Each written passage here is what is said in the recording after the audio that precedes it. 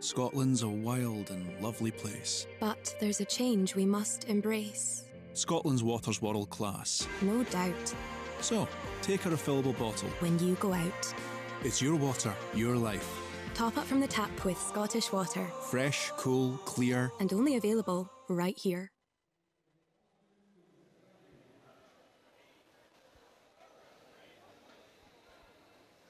Welcome everyone, it's the final day of finals here in Tollcross International Swimming Centre in the East End of Glasgow.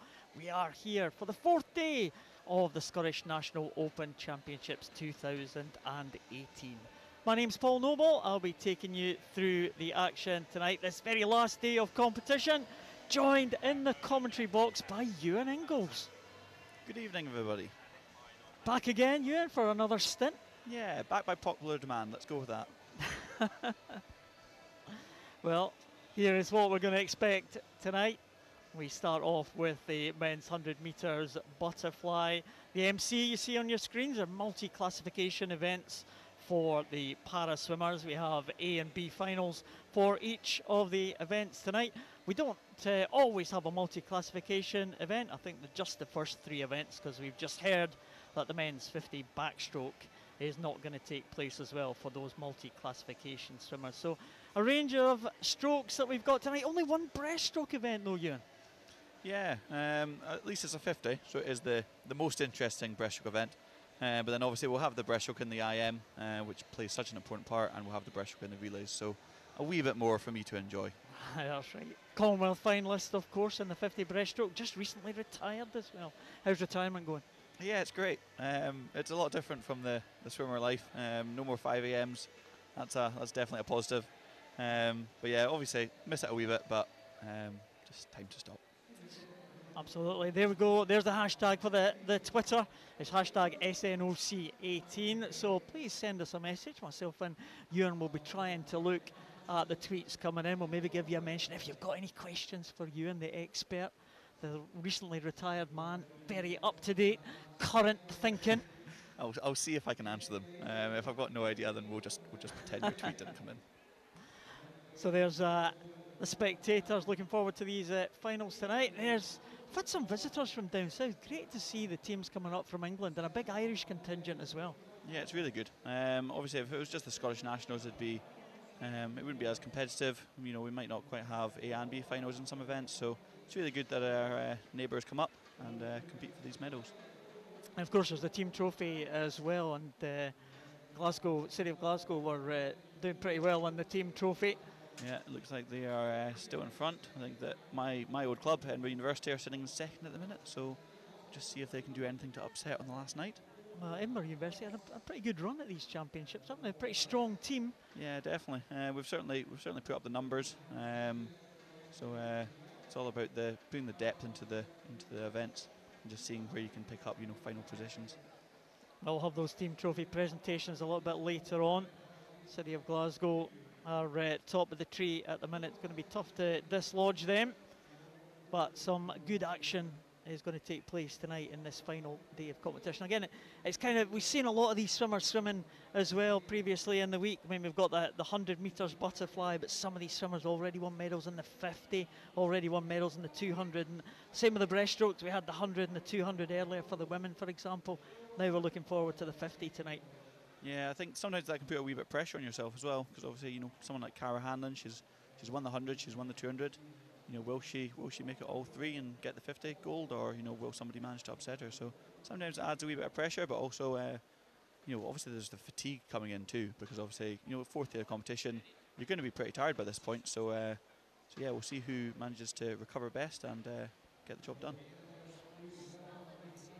Well, there's the swimmers, just waiting for the swimmers to come out for this first event, which will be one of the multi-classification events, and we're going to see one of the swimmers as well who is on his way to the European Championships. That's Conor Morrison. So European Championships for para swimmers going to be held in Dublin in August. So a handful of the swimmers who are going to be taking part in those championships will be on show tonight for some of these events. And of course the European Championships here as well in Tollcross Pool in August. Yeah, that's going to be so exciting, especially fact that obviously the Commonwealth Games were held here 4 years ago, and that was an incredible atmosphere. The poolside was just buzzing every single time any swimmer got in the pool. It was just electric. So hopefully when they come around, it will be just as good.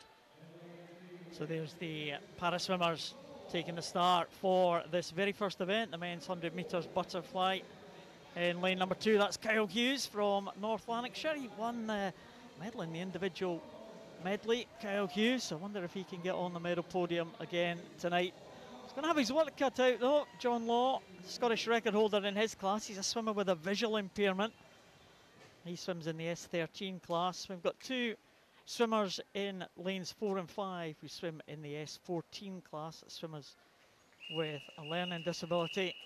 That was Jack Milne you saw in the pink cap of Dundee City Aquatic. Conor Morrison we just saw there. And Oliver Carter completes the lineup. He's the S10 swimmer from Carnegie.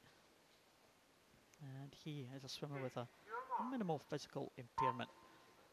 That's the classes for those swimmers in the para events, range right from S1 to S14. And it's not necessarily the swimmer who touches the wall first who wins this. It is done on points, who's closest to the world record for their particular classification. But Conor Morrison off to a good start. Yeah, really good start. It's so interesting when it comes to these para events because, you know, obviously you don't know who's won it until the points come up at the end. But obviously the other night, on Friday night, we had a British record, and that was really great to see.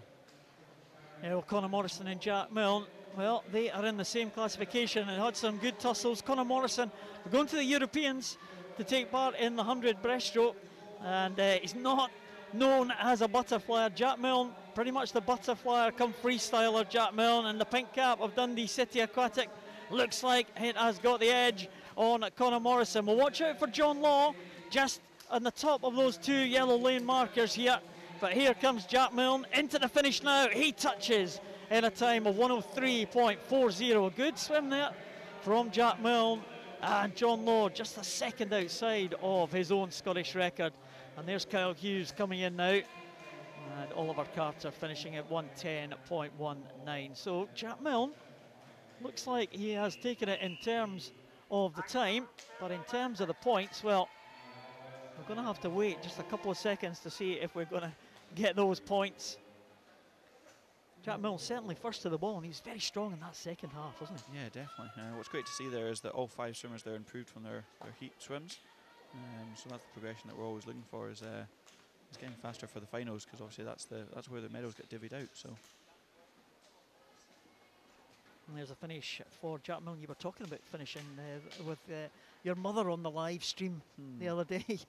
Yeah, the interesting question that we posed to people was, what is the hardest stroke to spot the finish on? Or the easiest stroke? Well, the B final of the men's 100 butterfly ready to go. Quick fire these finals tonight. Jonathan Milner from City of Leeds in 0. Right at the top there.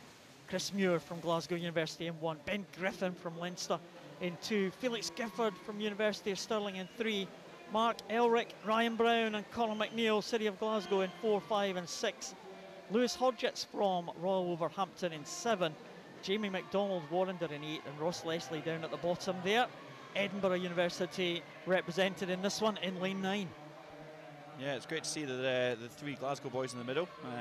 Obviously they'll all be training together, so it's really good to see that they're all in the B final, racing each other again, just like it's in training. Well, 2 centre lanes just being headed at the moment, maybe just pulling through now. 4 and 5 looks like Marc Elrich might be just going ahead of Ryan Brown, but right at the top there is City of Leeds as well in that yellow cap. Jonathan Milner is also very good down here in lane number 7. It's very close to the finish now, and it was Felix Gifford who got up there from University of Stirling. I think he was the only one I didn't mention there coming into the finish. Yeah, it looks like we've actually got a joint first as well. Marc Elrich and Felix Gifford touching at the same time, so it just shows how close that race really was, that not even the hundredths of a second could split them.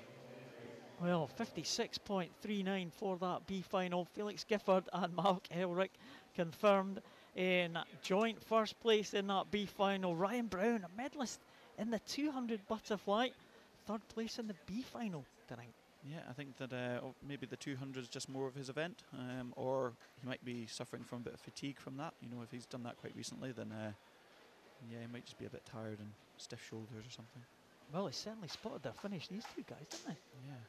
Really good finish there. They couldn't be split by the 156.39 for Felix Gifford and Marc Elrich. Absolutely together there, improving their time from the heats by a second. Yeah, I'm just looking at that.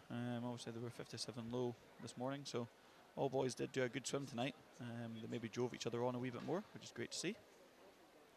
Quite often that does happen. We see people just missing out on the final, on the A final, want to make amends, don't they, in that B final? Another chance to swim, isn't it? Yeah, I think so. The B finals are great just to implement, to give swimmers another chance, because obviously if there's only 10 people getting to swim it again at night, then it's quite tough to perform in the morning to get that second swim.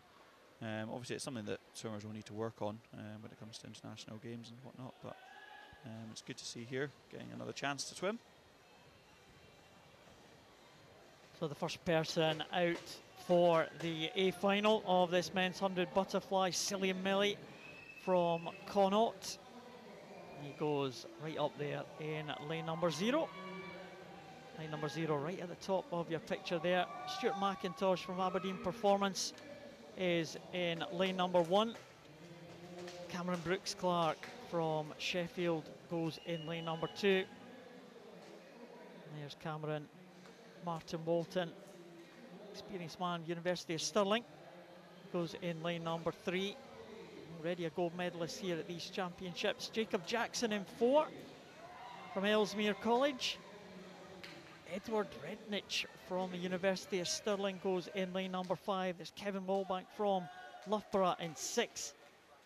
Scott McClay, your Commonwealth Games teammate, Ewan, he goes in 7. Tom Bealey in lane 8 for Aberdeen Performance, and Jonathan Say from Edinburgh University right down at the bottom in lane number 9. How do you think this one will go, Ian? I think this is going to be quite a close race. I think that Martin Walton's got a good fly on him, so I think he'll be pushing to win it.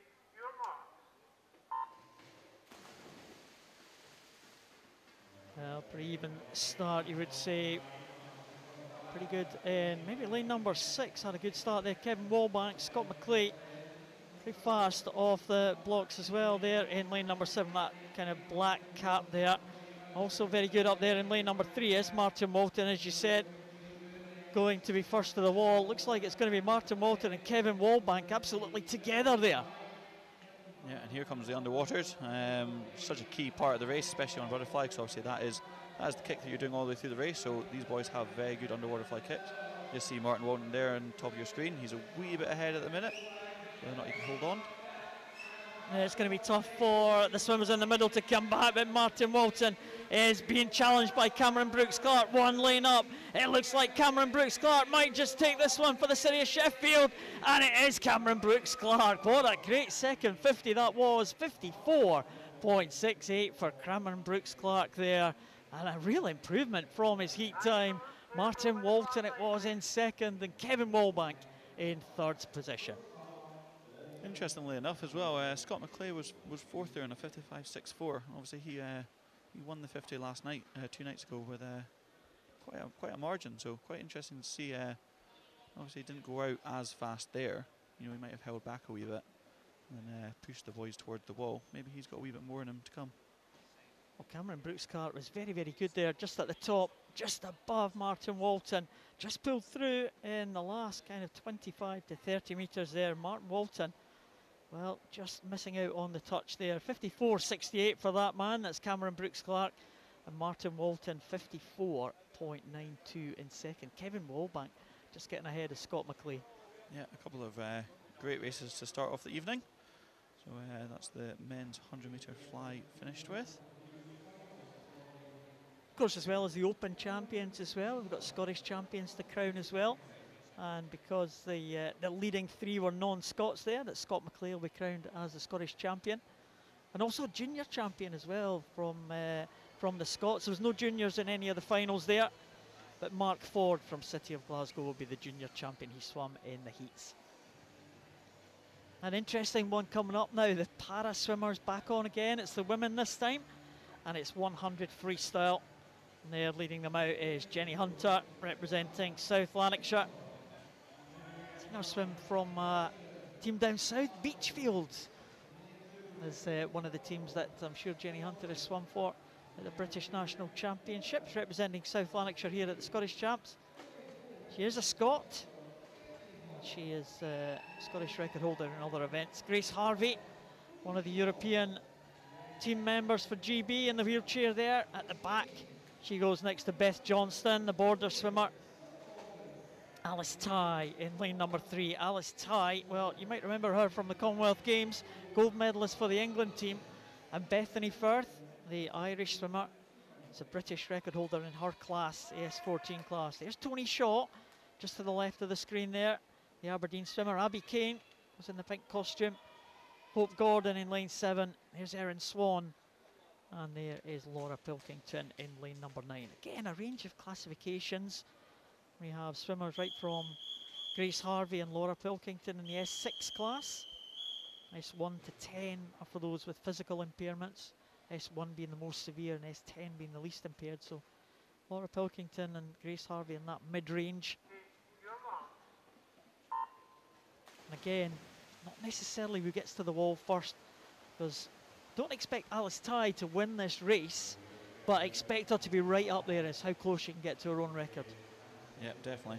She's definitely on form. She's been swimming really great at this championship so far, picking up a British record or 2 British records already. So it's just a matter of seeing how fast that she can really go and try and push on her own unique records. Well, Bethany Firth is first to the wall, as you might expect, 28.26. British record holder at 56 point, so probably not under threat tonight here, but a very good swim there in lane number 5 for Tony Shaw. Young Tony Shaw had a great Commonwealth Games, didn't she? Yeah, she really did. She was always improving. I think that every time that she got in the water, she was PBing, so she really took international competitions under her grasp.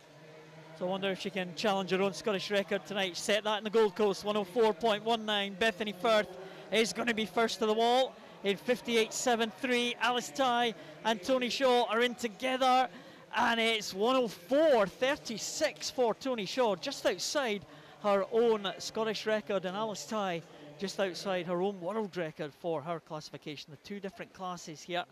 Well, Bethany Firth first to the wall. Expect that Alice Tighe and Bethany Firth and possibly Tony Shaw might be the ones that are going to get these medals. So in the outside lanes, Jenny Hunter just ahead of Laura Pilkington coming in at the bottom. Laura was telling me she's training in Mallorca. She's been there for the last 4 months. Nice job if you can get it. Oh, very nice. That's definitely a lot nicer to train in the sun than it is training in an indoor pool, that's for sure. If only could have this weather that we have in Glasgow all the time. It's been great over this championships. Hopefully this does continue over into the summer. And we've been stuck in the pool. So there's the result. Bethany Firth there, 58.73, first to the wall. I don't expect that that will be good enough to take the gold medal. I think that is going to go to Alice Tighe. And yeah, I think we've just got confirmation on our screens now. Alice Tighe will take that gold, closest to the world record, which she holds just a second or so outside. Bethany Firth, though, will take the silver. And Grace Harvey it is for the bronze medal position, the Hoddesdon swimmer, another one of the GB swimmers. So it's a shame we're not getting the graphics up for these para events, but we'll try and keep you up to date as much as we can. So straight on to the B final. We're not getting much of a break here tonight, Ewan. It's certainly ripping through it. Yeah, it's quite good. Just keeps the momentum going, keeps the excitement going in the crowd. So. Well, the B final is 100 freestyle with Anna Smale from Ellesmere County in lane 0, Emma Harvey from Millfield in 1, Sophie Freeman from East Region of England in 2, Sophie Smith St Thomas in 3, Missy Lawrence from the East Region in 4, Anita McCartney from Edinburgh University in 5, Caroline Lewitt from Natari, West London in 6, Kirsty Simpson Aberdeen Performance in 7, Emma Russell in 8 from Hart Midlothian, and Gulsum O'Neill from City of Glasgow in lane number 9. Interesting to see how these girls swim it as well. Obviously the 100 front crawl, it is very much a sprint event, but you don't want to go out absolutely max to 50, because obviously you're not getting enough oxygen in your legs and your arms to keep going. So these girls look as if they've paced it quite well. Nobody's dropping off too badly. Missy Lawrence in that centre lane there with that white cap. She was the fastest, 58.87 in qualification, and I think she's into the wall, 58.42 again. We're seeing improvements there. Caroline Lewitt it was in second position, and Sophie Smith in third place, the St Thomas swimmer.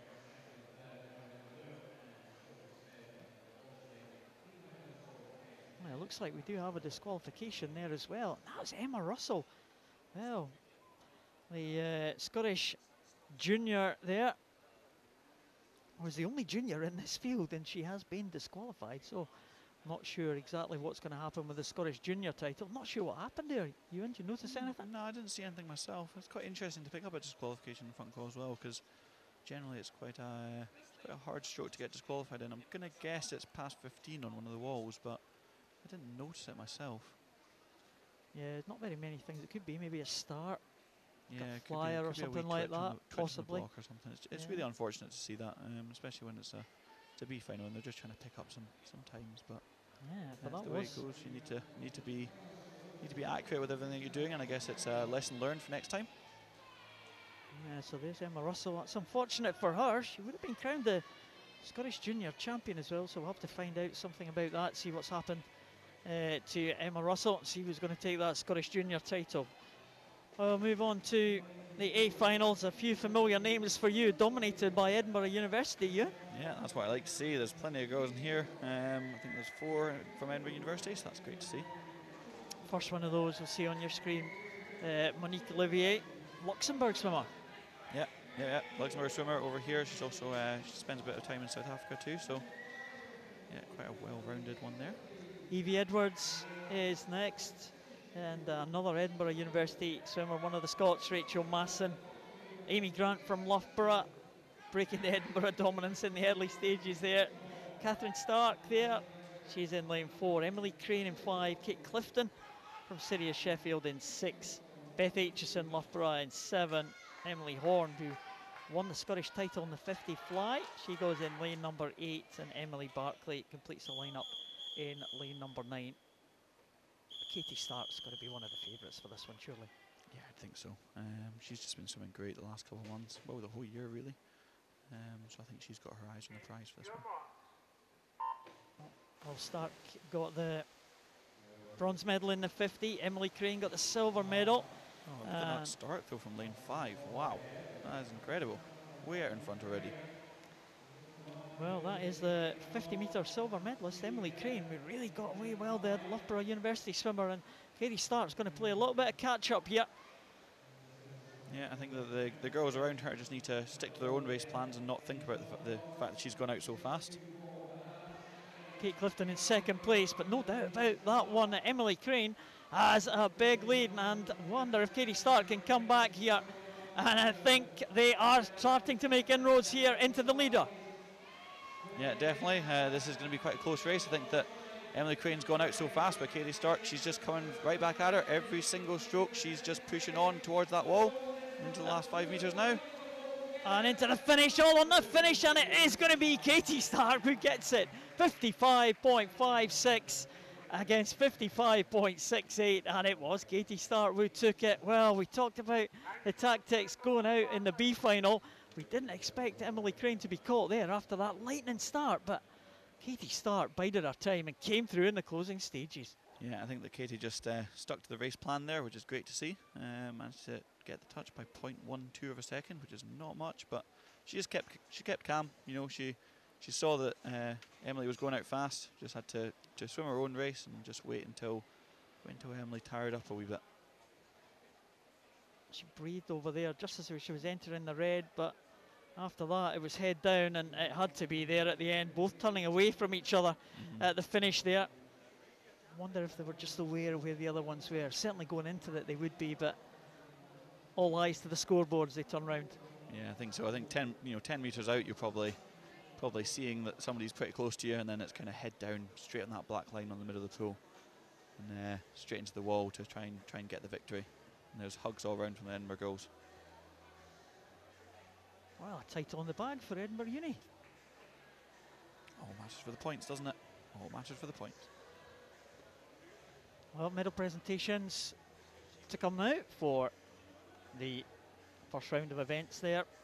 We didn't give you confirmation of that MC event that we saw swim the finals, but the way it ended up in terms of the points was the way that they ended up when they hit the wall, and that was Jack Milne in first position, Conor Morrison in second, and John Law in third place. Two swimmers in the S14 class, and one swimmer, John Law, in the S13 class, swimmer with a visual impairment. But Jack Milne's been on good form this week. This Dundee City Aquatic swimmer has been around for a few years now, just beginning to come through in the ranks.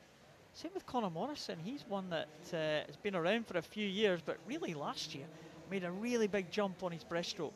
Yeah, it's great. It's great to see that he's doing other events as well. Because obviously, fly's not his specialty, but it's, obviously Jack Milne's fancies himself as a bit of a flyer. So Conor Morrison steps up, gives him a good race, and it's Jack Milne's on the day. Yeah, well done, Jack Milne. Remember, send your tweets in. Hashtag SNOC18. We'll try and bring you some of the tweets that you're sending in. We'll give you a mention if Ewan's phone can be working. Signal Ewan tonight? Not in this building at the minute. It's pretty tough to get signal here, but if anything comes up... That was your gig? That was my gig, I know, that's why I'm here. I'm so sorry. Medal presentation though for the men's 100 metres butterfly. See the bronze medal there, Kevin Walbank taking that one, 55.15 for the love for a swimmer. Martin Walton second. Well, I wonder if Martin Walton thought he could take that one, but this man, the youngster, 19 years of age, Cameron Brooks-Clark, takes that one for City of Sheffield. Scott McClay, as we said, your Commonwealth Games teammate, takes the Scottish title as the top Scot. And the junior swimmer, well, he didn't swim in the finals tonight, he swam in the heats. And Mark Ford from City of Glasgow adds another title to his growing collection of junior titles here at these championships. I remember Mark Ford's name appeared in some of the age group records from a very young age, and sometimes it's some of these swimmers who perform very, very well at a very young age. You don't see them coming through to the senior ranks, but Mark Ford certainly has managed to progress up to be one of the top juniors in Scotland at this point in time. Yeah, it's quite an interesting thing because obviously it all depends on what your specialty is when you're younger. Obviously, I changed massively from a distance front crawler to a breaststroker. I used to have a couple of Scottish records in the freestyle, but they got smashed pretty quickly. Age group records with that? I had a 16-year-old 1500 age group record. Would you believe? Yeah, back in the day. I don't believe that. that actually held for 4 years as well. That was one of my proudest swims. I'm pretty sure I had a super suit on at the time. It was 2009. So. Oh right. Oh well, that explains it. Alice Ty looking pretty relaxed at the top of the medal podium there. Rested on Bethany Firth, though the 3 GB swimmers there. Grace Harvey, the bronze medalist. Bethany Firth, the silver. And there's the gold medalist, Alice Ty from Bournemouth, representing Bournemouth College. Both Grace Harvey and Alice Ty, of course, based in Manchester at the Performance Centre there for GB Para Swimming. And Bethany Firth representing the Ulster team. She represented Ulster in the Commonwealth Games back in 2014. Bethany Firth, and she's gone on to represent Great Britain at the Paralympics and was Great Britain's most successful Paralympians in Rio. 3 gold medals for Bethany Firth. She'll be on her way back to her home island in Dublin in a few weeks' time. In fact, I think it's 6 weeks. I think something like 43 days or something like that. So not long. It's interesting. We see we haven't seen many of the swimmers that are taking part in the European Championships here. That's around about a month's time, isn't it? Yeah, it's probably about a month away. I think most of the British team are away in Rome this weekend. They're competing at the meet over there. So sadly, they can't join us in the Open Championships, but no worries. We'll see them in a month's time when Glasgow comes around.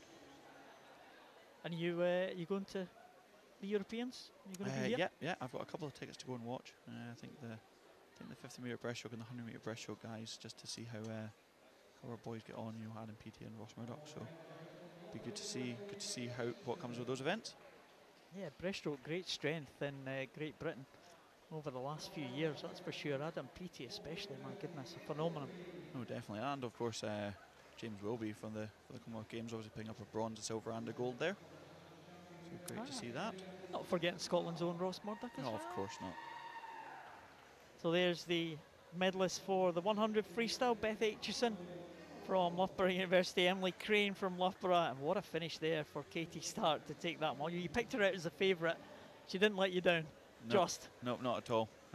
She did very well. She obviously had her eye on the prize and really wanted to get that win. So it's great to see the girls up there smiling away, all happy enough. And the junior champion, well, it looks like Emma Russell possibly got that junior championship. Didn't manage to register a time in the final, but she was the fastest junior from the heat, so I guess that has counted towards that junior title. I suppose Marc Ford didn't swim in the final. He's fastest junior in the heat, so he gets that one. So yeah, that was a valid time. So here's the swimmers coming out for the next final. Double the distance this time. It's the men's 200 freestyle. Matthew Scott from Aberdeen Performance goes in lane number 2. It's a multi-class event, but all the swimmers in this one are in the same classification, the S14 class. Jack Milne back in the water again in that pink cap there, and there's the man he's got to beat, Louis Lawler, who has been on sparkling form. And Louis Lawler, that blue cap of City of Glasgow. Conor Morrison back in again. It's a tough shift for these guys. And Gavin Roberts in lane number 6. Doesn't look like we have got a swimmer in lane number 2, so we just down to the 4 swimmers here. And we did see a tweet of good luck for Louis Lawler. So let's see what he can do. That blue cap, City of Glasgow, in the centre of those 4 swimmers. Great start for Louis Lawler. Yeah, really good, really powerful off that block. I think his wee bit of height might give him a wee advantage there, but it's really interesting to see that they're all at the same classification here. So it is a matter of who is fastest to the wall will pick up this gold medal. There is no point in getting involved here.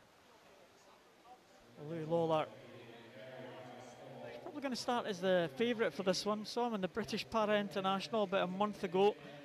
Swim very well. He's first to the wall there. Jack Milne trying to track him, and I suppose Louis Lawler's got the advantage. He didn't do the 100 butterfly just about 20 minutes ago. Yeah, exactly. He'll be fresh. He'll have just done his warm-up, out the warm-up, get his race suit on, and he'll be ready to swim this one. Looks very comfortable at the minute. He's a nice long stroke, just catching the water and keeping it going. He's probably getting more hassle from Jack Milne up in lane 3 than Conor Morrison just now, but we'll see how this race progresses. Well, he's gone out in 101.11, so pretty relaxed pace there from Louis Lawler. He went 55 point on the 100 freestyle yesterday. Break the Scottish record held by Greg Rodgie. So Louis Lawler certainly got a little bit more in the tank there. Jack Milne is chasing him now. Conor Morrison trying to hold on to 3rd place. They've all gone ahead of Gavin Roberts, the 2nd City of Glasgow swimmer, but Louis Lawler looking like that he's got this one under control. Yeah, he's looking pretty smooth here as he comes into the last wall, turning in 134.05. Second place is Jack Milne, 134.44. Conor just now at 135.07. You know, it's just coming down this last length. There we go. They're bringing in the legs. They're putting in all the effort. This is where the race really begins. You know, there's no points to worry about. It's a matter of who gets to this wall first. And Louis Lawler trying to do the freestyle treble. He won the 50. He won the 100. Is he going to do the 200 as well? Looks like he is. And Jack Milne trying to come back at the end, but Louis Lawler has enough to hold him off in that time of 2:05.96. So a good improvement on the time as well for both swimmers there. Jack Milne with that entry time of 2:11, improved that to 2:06, and Louis Lawler entry time of 2:07, improved that to 2:05. He's made to work hard for that one though. Jack Milne did a good swim. Jack Milne on a 2:11 this morning, progressing that to a 2:06. That's a great final swim right there from Jack. Connor just fading off a wee bit at the end. You know, the fatigue might be coming in from that 100 fly that he's just done. Totally understandably. So hopefully he's still chuffed with that swim. Well, he's very tall. Lola used that to his advantage in the early stages. And looking back right across that scoreboard, which is over 50 metres away, Louis Lola will take that title there in the multi-classification 200 freestyle. It's still a multi-classification event, even though there's one class in that final.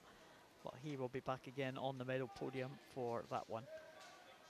200 freestyle B final is up now. We have up there in lane number 0, Eugene Brooks-Clark from City of Sheffield, Sonny Kennedy from Warrender in lane 1, Daniel Johnson from Royal Wolverhampton in lane 2, Ryan Ritson from First in lane 3, Harry Stacey, Aberdeen Performance in 4, Jonah Walsh from Warrender in lane 5, John Wright from Aberdeen Performance in 6, Joseph Mooney from Munster in 7, Jack Watson from Edinburgh Uni in 8, and George Barber from Royal Wolverhampton goes in lane number 9, being brought in as a reserve. George Barber, he had a swim this afternoon, as did Jonah Walsh in lane number 5, so he was a surprise qualifier from this afternoon's heats. Yeah, that's great to see as well, that some afternoon swimmers are managing to get back for the night swim. So obviously, you know, they might not be quite expecting it. You know, they might just be expecting to kind of turn up for the afternoon and get their race in and then head home. So good surprise, hopefully, for these boys getting to race again. Well, Harry Stacey looks like he's taken this one out very strongly. Certainly has a lead over the rest of the field here. It was a very big improvement on his entry time for Jonah Walsh and for George Barber, and they're in 2nd and 3rd place. So the two afternoon qualifiers putting up a good show here. Yeah, definitely. I think that the rest of the field look as if they're sleeping a wee bit, but that might just be because the leaders now is really pushing it on. The others don't. Others might be quite similar to what they did this morning. Just these boys are really performing tonight. Well, Harry Stacey goes over that final turn there, 125.88, and Ryan Ritson in 2nd place now, just one lane up from him. So Ryan Ritson trying to come back now on Harry Stacey on this final 50 now. Harry Stacey looks like he might just have enough to hold off the advancing Ritson, but Ritson coming back all the time, really pushing, but it looks like Harry Stacey has done just about enough to claim this final here. It looks like it is going to be Stacey. He will take that one in 155.57, so an improvement for him, and a good swim from Ryan Ritson there, bringing him into 2nd position.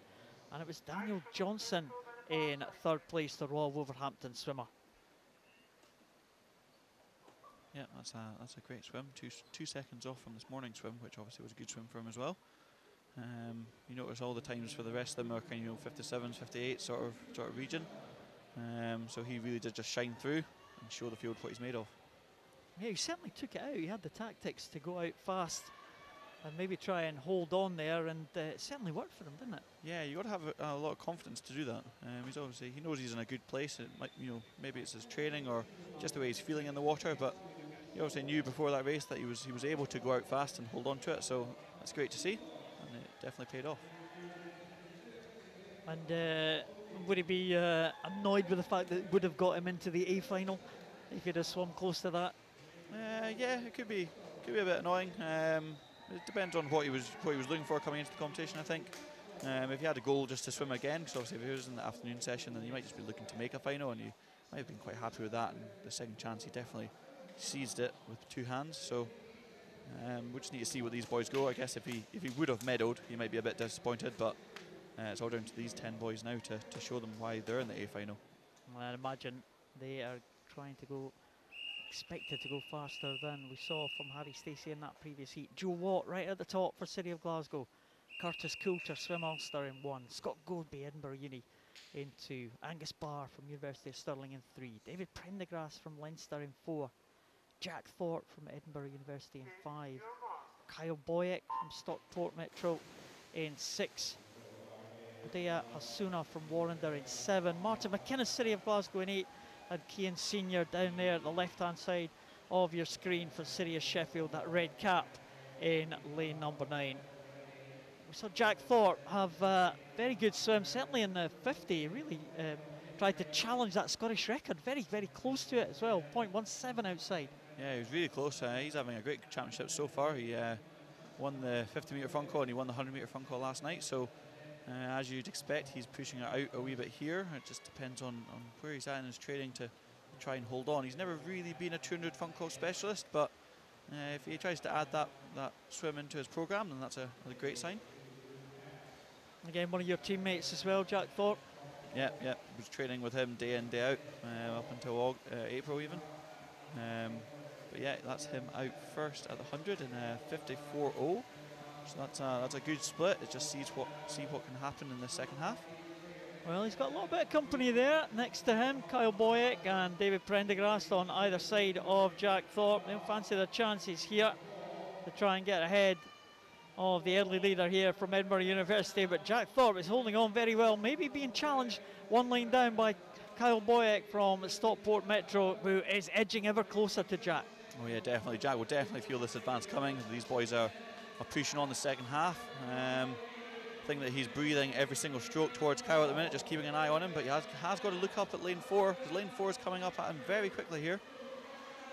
Well, they're coming in to the red markers there, 15 metres to go, and Jack Thorpe looking across to his right. Does he see David Prendergast to his left? It does look like Jack Thorpe head down into the last few metres there, and he will take that one in 152.31. It's Prendergast in second. I'm not sure if Jack Thorpe saw him at all there, Prendergast sneaking through in lane 5. Oh, that was a great race, wasn't it? That was sheer determination from Jack down that last length. You know, he managed to fight off the advance coming from Kyle Boyack. Then he realised that lane 4 with David Prendergast was just coming straight up behind him as well. So the advances never stopped there until they very much hit the wall and Jack had taken the win. Well, here's the closing stages here. Jack Thorpe there, just having a look across there, breathing to his right hand side, and from this moment on it was head down all the way. Yeah, definitely. That's very important on the front call, just to, you know, spot the finish perfectly. Head down at least 5 metres out, last 4 or 5 strokes, just to get a proper hard hit on the wall. Register your time and make sure that nobody's jumping in front of you. And there's fist bumps from the Edinburgh University boys of Scott Godby and Jack Thorpe. They're actually flatmates, so great to see. Well, Jack Thorpe wins that one. Another title to Edinburgh University. What will that do to the team points? We haven't seen Glasgow on top of the podium much tonight, and we thought we saw Louis Lawler in that previous race, right enough. So yeah. That'll help the City of Glasgow team. Yeah, I think it's going to be close. It's going to be close. But I think that Glasgow have got a good lead coming into us last night, so Edinburgh really do need to step up and pick up all the medals that they can here. Well, no para event in this next event, which is 404, the women's 200 metres butterfly. And from the top we have Pariah Vasey from City of Glasgow, Sarah Keegan from the East Region of England, Martha Bradley from City of Leeds in 2, Clodagh Flood from Leinster, one of our Irish visitors there in 3, Ruth McEwen will have the yellow cap of City of Leeds as well in lane number 4, the second City of Leeds swimmer. Loughborough's Kate Mills in lane number 5, Mia Leach and Rebecca Howell from the East Region of England in 6 and 7, Tara Hayworth from Edinburgh Uni in 8, and Alexandra Turvey in the outside lane, I think from Vancouver, due to take the start. I'm not sure if she's the only swimmer from Vancouver. I think she may well be. Yeah, that's quite a journey over to make. You know, she might be doing a bit of training here and just thought, you know, adding the competition at the end of the week or in the middle of the 2 weeks or whatever it is, just to see how she's faring at the minute. But this is a grueling event, and I would say that anyone who's up there at the midpoint on a 200 fly, you know, you can never count your chickens, because this is probably one of the hardest events on the program here. Do you ever have that in your repertoire, Ian? I've definitely done 200 flies. I would never say well, but I've completed a few, and I think that's the first battle in a 200 fly, just to make it to the end of the 4 lengths.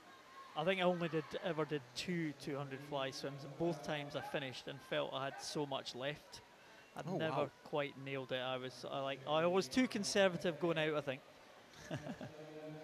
better to be that way than the other way, where you're hitting so. the wall at 100 meters and feeling like you're dead already. So I wonder what these women have got left there in the closing stages. It has been a good first 150 for Clodagh Flood, the Leinster swimmer. It's the yellow cap of Ruth McEwen from City of Leeds. And one lane down from her is Kate Mills from Loughborough. But I just wonder what Clodagh Flood has got left now. The Leinster swimmer, that blue cap, the yellow cap, the City of Leeds for Ruth McEwen. It does look like the Leinster swimmer is going to hold on to this one. Clodagh Flood is just being pressed in the closing stages, but Flood is just about going to get there. Ooh, and not a great finish. She didn't have a lot left there at the end, but it was good enough to take that B final there. Clodagh Flood, ooh, that hurt.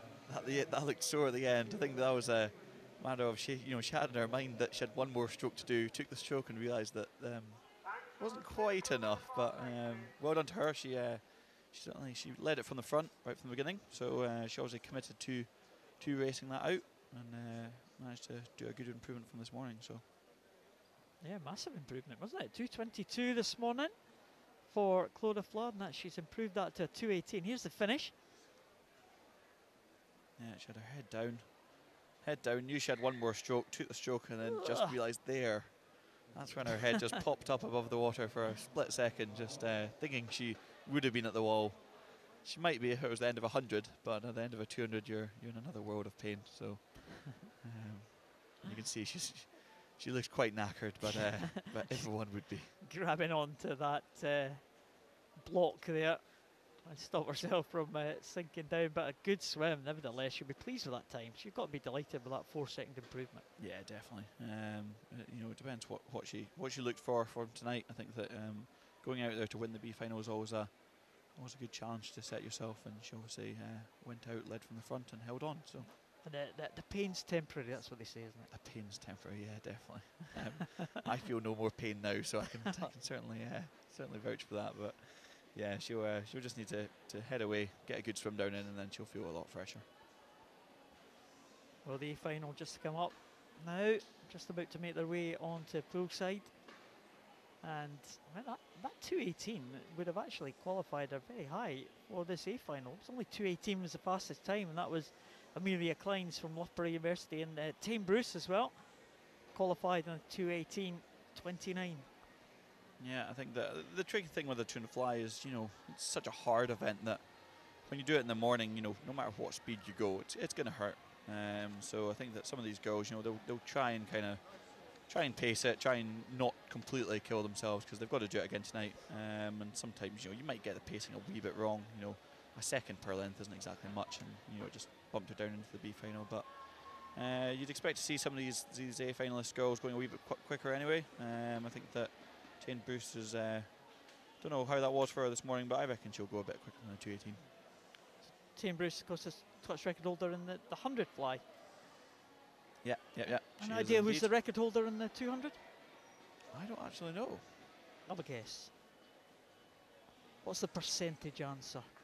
Who's a serial Scottish record holder in the women's events? Hannah Miley. Correct. Well done, you.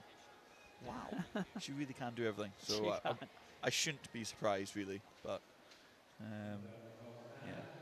2:08.24 is Hannah Miley's Scottish record. So not sure that's going to be under threat tonight. Well, you never know. We'll keep an eye. 10 seconds. Keep an eye on the clock. 2.5 seconds per length if you think about it. So you never know. Well, here they come for this final. Just a little bit of a delay. They were waiting for the appointed time. You can start a little bit late in the final. You don't really allowed to start early. Yeah, I think it's quite important that as well, because obviously the swimmers get a call time, and they know when they're meant to be racing. So it is quite important that the meet sticks to that, because otherwise your warm-up protocol or your caffeine protocol, whatever it is, will be thrown off completely, and it can massively affect a race when it comes down to that. So it's good to see that they're sticking to the timeline. Well, it looks like we're bang on schedule now. Nikki Miller from South Lanarkshire there in the blue cap. Next to Charlotte Robinson, this yellow caps of City of Leeds, certainly been at the fore tonight. Candice Hall from Loughborough goes in 2. Sophie Freeman from the East region of England goes in 3.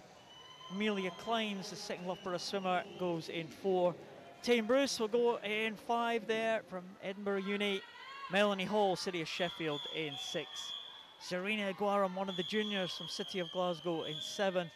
Gaia Alcaraz, second Scottish junior from Aberdeen Performance, in 8. With Katie Taylor from Heart of Midlothian closest to us in lane number 9. So 4 Scots in this one: Tame Bruce, Serena Aguaram, Gaia Alcaraz and Katie Taylor. They'll be battling it out for the Scottish title. And as I said, 2 juniors, Serena Aguaram and Gaia Alcaraz, battling it out for the junior title. But Tame Bruce will be looking to add another title to her growing list of titles that she's won at Scottish Championships. Yeah, definitely. I think she was a little bit unfortunate the other day. I think it was either Thursday or Friday that she managed to pick up the disqualification. She'll be a wee bit disappointed with that. Just not getting the chance to race it and try and compete to get the win. But she's obviously back tonight, and she's certainly driving her way in front of this field at the minute. She's looking very comfortable, very strong. So hopefully she just holds this through. And she's won, certainly come through the ranks, breaking that Scottish record as well. Big thing for Tame Bruce to be in those record books as well, isn't she? She's moving on as well. She's had a great couple of years. She's really just been constantly taking time off of her 100 PB, her 200 PB, probably her 50 PB too. So I think that the only way is up for her just now, to be honest. Well, Tame Bruce has gone out hard. I wonder if she can hold this pace. And she's being chased now probably by one of the Loughborough swimmers up there in that pink cap of Loughborough, Candice Hall, up there in lane number 2. The second Loughborough swimmer, Amelia Kleins, in lane 4, just 1 lane up from Tame Bruce. But Tame Bruce, at the moment, looks like she's got this one under control. Yeah, she's looking very confident. There's a couple of girls that are kind of in the chasing pack at the minute. You know, there's the 2 Loughborough girls there on your screen, and there's a couple of girls just behind them. So it's a good fight for the medals. But I think that Tame Bruce is just looking very confident here. Coming in, that's the mark of 25 metres to go. Looks like a very strong swim. Well, trying to keep her head down, Tame Bruce is breathing on her every second stroke she can do, but she's absolutely gasping for breath now. It looks like it's Amelia Kleins coming back in that purple cap of Loughborough, but Tame Bruce is going to have enough. It was close at the end. They were all closing up on Tame Bruce, but Tame takes it in 2:15.93. Amelia Kleins in second, and Sophie Freeman in third place. But, oh boy, Tame Bruce, well, she got what she wanted. She won that title, but it was tough again for her. Yeah, definitely. She had to fight that all the way down that last length. Amelia had her in her sights and thought, you know, she might have had a wee bit too much left at the end, if I'm honest. But no, Tame saw the wall and knew exactly what she had to do to get there. So that's a great swim from her. It looks like the Scottish Junior title has gone to Gaia Alcaraz as well, just getting ahead of Serena Aguaram, the Scottish champion and the Open champion. Tame Bruce trying to keep the head down in the closing stages there. Another title for University of Edinburgh. Just trying to tally these up now, aren't we? We're just it all depends on where the rest of the field goes. Obviously, there's the City of Glasgow swimmers in there as well. So it's just a matter of the depth of your team and how many points you can pick up here, there, and everywhere. So yeah, certainly a good night for City of Edinburgh. Medal presentations now. And there's another gold medalist for City of Glasgow. And all the swimmers here in this multi-class events were all the same class, in fact. Conor Morrison from Aberdeen Performance, he will take the bronze medal this time. There's Jack Milne. Expect to see more of Jack Milne in the future. He's had a good championships, 17-year-old, but 2 guys behind the 16-year-old Louis Lawler from City of Glasgow, and standing on that number 1 block makes him look like massive. He's towering above those boys just now. Towers above them on level ground, never mind putting him on a big block at number 1. But yeah, real talent I've discovered over the last month or 2, Louis Lawler. And I said he'd been receiving tweets. Amy Lawler it was, we tweeted, wishing him good luck earlier. Remember that hashtag? Hashtag SNOC18. Be like Amy Lawler, send in some of your tweets. Good luck messages. Questions for you and Ingalls, Commonwealth Games legend. He's right next to me. Don't know about legend, but I went there at least. And you made the final. Yeah. You were in with the big guys, Adam Peaty, Cameron van der Berg. Yeah, an interesting final that was, wasn't it? It certainly was. Bit of an upset, if we've got to be honest, but so exciting to be part of it. And quite rightly so. Kyle Boyack from Stockport Metro taking the bronze medal here in the men's 200 freestyle. David Prendergast, well, he really pressed Jack Thorpe at the end there, but the winner from Edinburgh University was Jack Thorpe, standing in that top medal position. Junior champion, Scottish junior champion, didn't take part in the A or B final. That was Liam McLaughlin from Warrender Bath Club. So the Scottish senior champion, the Scottish junior champion sharing that #1 spot, and the young man Liam McLaughlin there taking that Scottish junior title. 200 freestyle as well.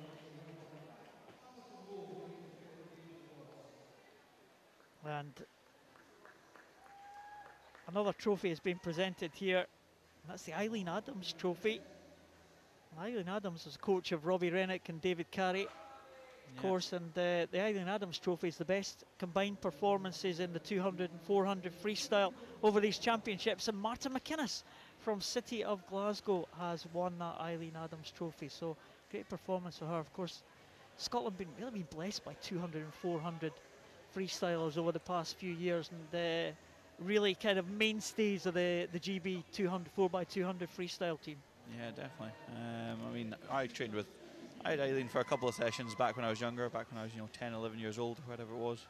And immediately, I think the first session I got given was 10 400s front crawl, and immediately I realised why David Carey and Robbie Rennick were so fast at front crawl, because that was not nice. That's maybe where your 1500 record came from. Maybe it was. All maybe this it base was. work. Yeah. No, to be fair, I only had her for a couple of sessions. I wasn't quite at that level to train with Eileen. There's the swimmers that have just come out of the water there for that 100 butterfly. Sophie Freeman from the East Region of England, the bronze. Amelia Kleins from Loughborough University is the silver. Tane Bruce at the top of the podium, shaking hands with the silver medalist. Great swim from Tane. And it was Guy Alcaraz from Aberdeen Performance was the junior champion, just winning that close contest with Serena Guaram from City of Glasgow. So that's your 4 medalists there in that women's 200 metres butterfly. I know you've trained in Edinburgh, and of course you were based in Aberdeen as well, and Aberdeen Performance really coming on, some good youngsters there.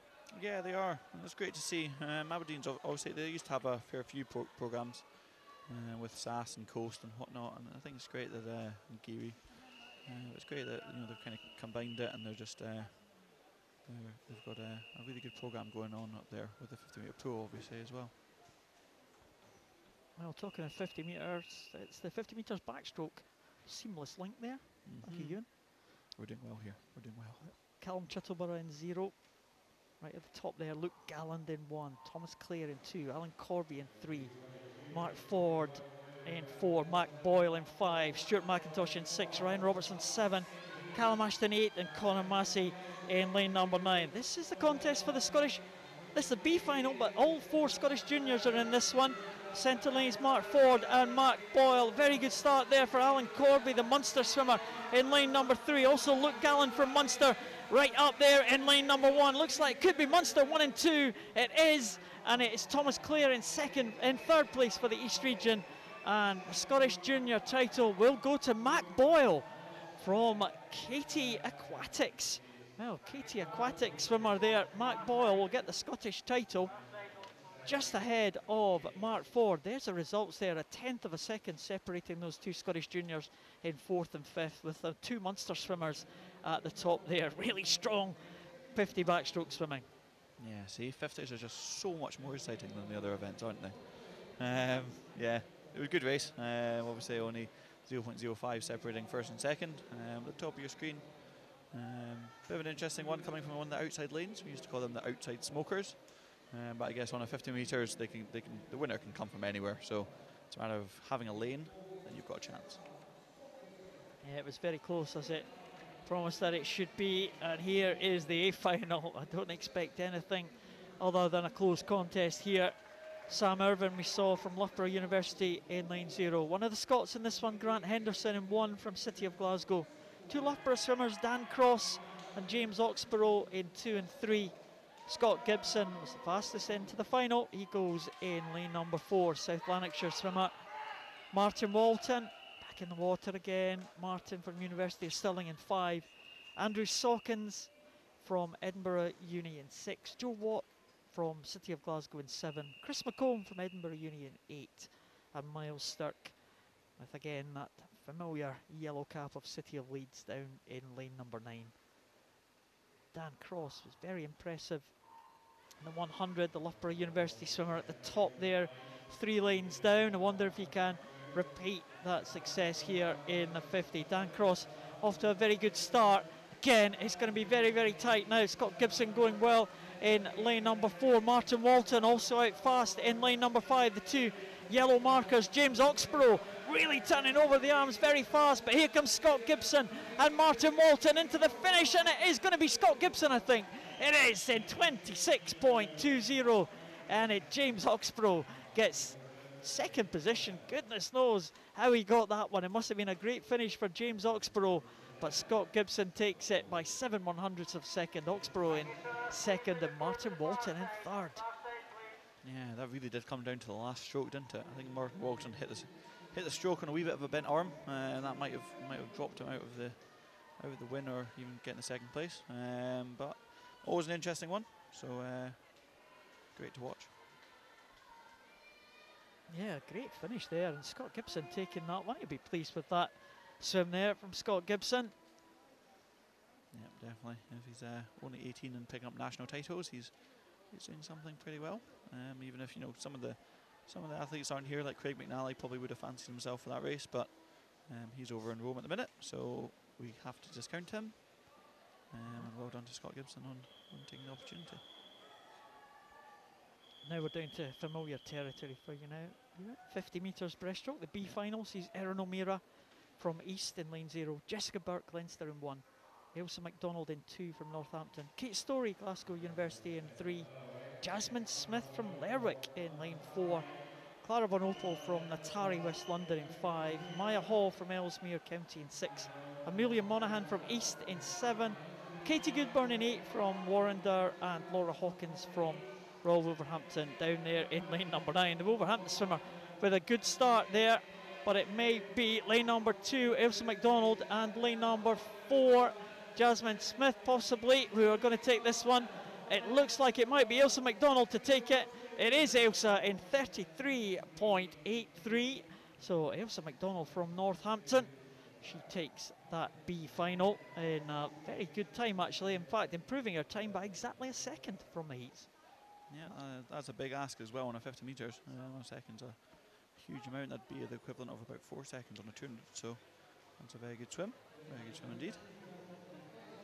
Yeah, Jessica Burke there in second position.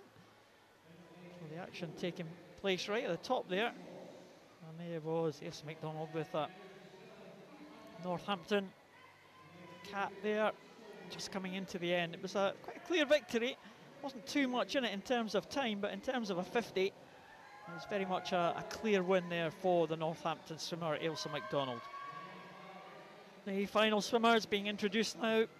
We have Lucy Ross from South Lanarkshire in 0, Eve Thompson from University of Stirling in 1, Bridget LeMessurier from East Lothian in 2, Emir Doyle from Munster in 3, Cara Hanlon in 4 from Edinburgh University, trying to do the treble in the breaststroke here at these championships. Beth Aitchison from Loughborough in 5, Amy Watson from Inverclyde in 6, Megan Morrison from Loughborough in 7, Orla Edwards from Upperdaughters in 8, and Mia Davidson from Swim Ulster in lane number 9. So Ewan, who's your money on this time? Yeah, money's still on Cara. It was safe last time, so I'm going to hold on and believe that Cara's going to get all 3 of these breaststroke titles. It's a good start in 5 by Beth Aitchison from Loughborough. Cara Hanlon played a little bit of catch up there in the top of those 2 yellow marked lanes. It's the purple cap of Loughborough, and Beth Aitchison just hitting them at the moment. But Cara Hanlon trying to come through, trying to use that 100 and 200 metre strength here to try and get ahead of Beth Aitchison. It's going to be very close. Hanlon and Aitchison into the wall, and it is going to be Cara Hanlon by 0.2 of a second. Cara Hanlon takes it. Beth Aitchison in second place and Eve Thompson in third. Oh, that one had me on the edge of my seat. Saw that in 5 meters to go, she probably took 2 more strokes, I think it was, and she was a wee bit too far away from the wall. I would say she needed to be a wee bit closer just to hit the wall properly. Didn't know if Beth was going to squeeze past her at the end there, but very good swim from Cara, 32.0. That's 0.6 faster than this morning. So hopefully she's happy with that. Well, you did say she was looking to go a low 32.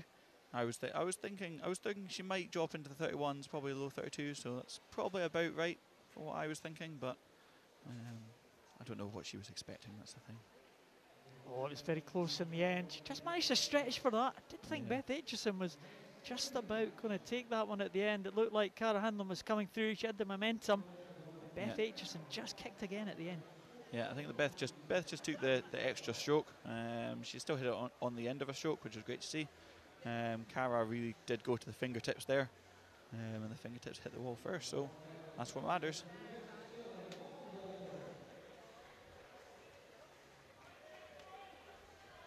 Well, the medalists, are out for the next event.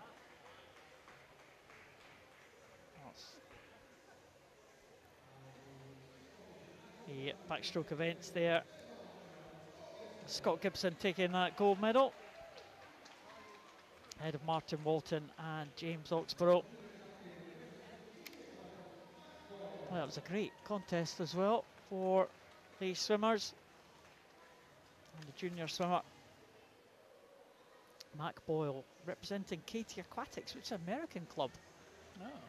He's got some contacts in Aberdeen, been wearing an Aberdeen cap, Mac Boyle. We believe that one of his parents possibly might have come from Aberdeen at some point. Certainly he's Scottish junior champion. He's registered to Scotland, so must have a family connection somewhere, but it's great to see him. Looks like a real talent. Yeah, that's a really interesting one. Competing over in the States, or training over in the States, and competing here, so it's certainly welcome, that's for sure, if he's swimming as fast as he is just now. 16 years of age, the youngster from Katie Aquatics, just getting in ahead of Mark Ford there, who was looking to have another junior title to his name, really racking them up this week, but not this time, because that went to the youngster from the American club, Mac Boyle. So please send your tweets in. Ewan's got the Twitter working now. It's really interesting that most of these races are really coming down to the last 5 meters and on the touch. I mean, you'd expect it from the 50s, because obviously the 50s are always going to be close, but we've had a fair few events tonight that have literally come down to the last couple of strokes, so that's great to see. Yeah, we thought we were going to have some swim-offs this afternoon. The contests were so close that we were down to some swim-offs, but we had some withdrawals, so some people went through to the final. There's Donald Jessamine enjoying the music here in the arena. Just got a medal presentation to come for that race that's just gone. Looks like we're just waiting for the medalists to get there, and Cara Hanlon's going to lead them out, I think. Yeah, I think just quickly chucking our top on, maybe drying the hair a wee bit, just so that it's not getting soaking, and on they come. And Edinburgh University have some strong breaststrokers over the last couple of years, but like yourself, they've lost a couple recently, haven't they? Yeah, a couple of us have decided to retire, hang off our goggles, or whatever you want to say. But there's certainly still a fair few breaststrokers and on other strokes in Edinburgh University. It still remains a very strong programme. I would certainly highly recommend if anyone was looking for somewhere in Scotland to train. But I am very biased in that sense. No, very, very good record over the past few years. Edinburgh University, great to see them being so strong and providing so many great swimmers for the Scottish and the GB teams over the past few years. Medalists then, Cara Hanlon right at the top there, next to her Beth Aitchison, who pushed her all the way and Eve Thompson in third position. The University of Stirling swimmer Lucy Ross is the Scottish Junior Champion from South Lanarkshire. So University of Stirling also on the podium. They've got a good programme as well, haven't they? Great rivalry over the past couple of years with University of Edinburgh and University of Stirling. Yeah, I think that you know, each team has their own strengths, has their own weaknesses, and it's great to see. You know, some events will kind of be dominated by one team, and some events will be dominated by the other. So, but obviously, out of the games or in a Scottish environment, you're all on the same team. So it's a matter of trying to achieve the same goals together. And both teams had big representations as well at the Commonwealth Games. It was a great success in the Commonwealth Games, wasn't it? It was actually very good to hear Flower of Scotland at least once in that stadium, because when Duncan Scott won that gold medal in the 100 freestyle, we got lots of medals, but we just thought the chances might have just slipped away for a gold medal. But Duncan Scott's gold was quite an emotional night. Yeah, definitely. I mean, I was a little bit gutted. I don't think I'd quite say that, because obviously I was in the call room for my final at the time that the national anthem was getting played around poolside, so I didn't get to stand there and belt it out because I was getting ready for a race, but certainly got my adrenaline going for my own race. Yeah, when I swam in Manchester back in 2002, Alison Shepherd won Scotland's only gold in the pool, and that was quite, I remember being on the poolside for that one. That was quite an emotional moment. It was the same sort of feeling when Duncan won that one in the Gold Coast as well. Yeah, definitely. I can only imagine that on poolside everyone will have been, you know, arms around each other and singing away.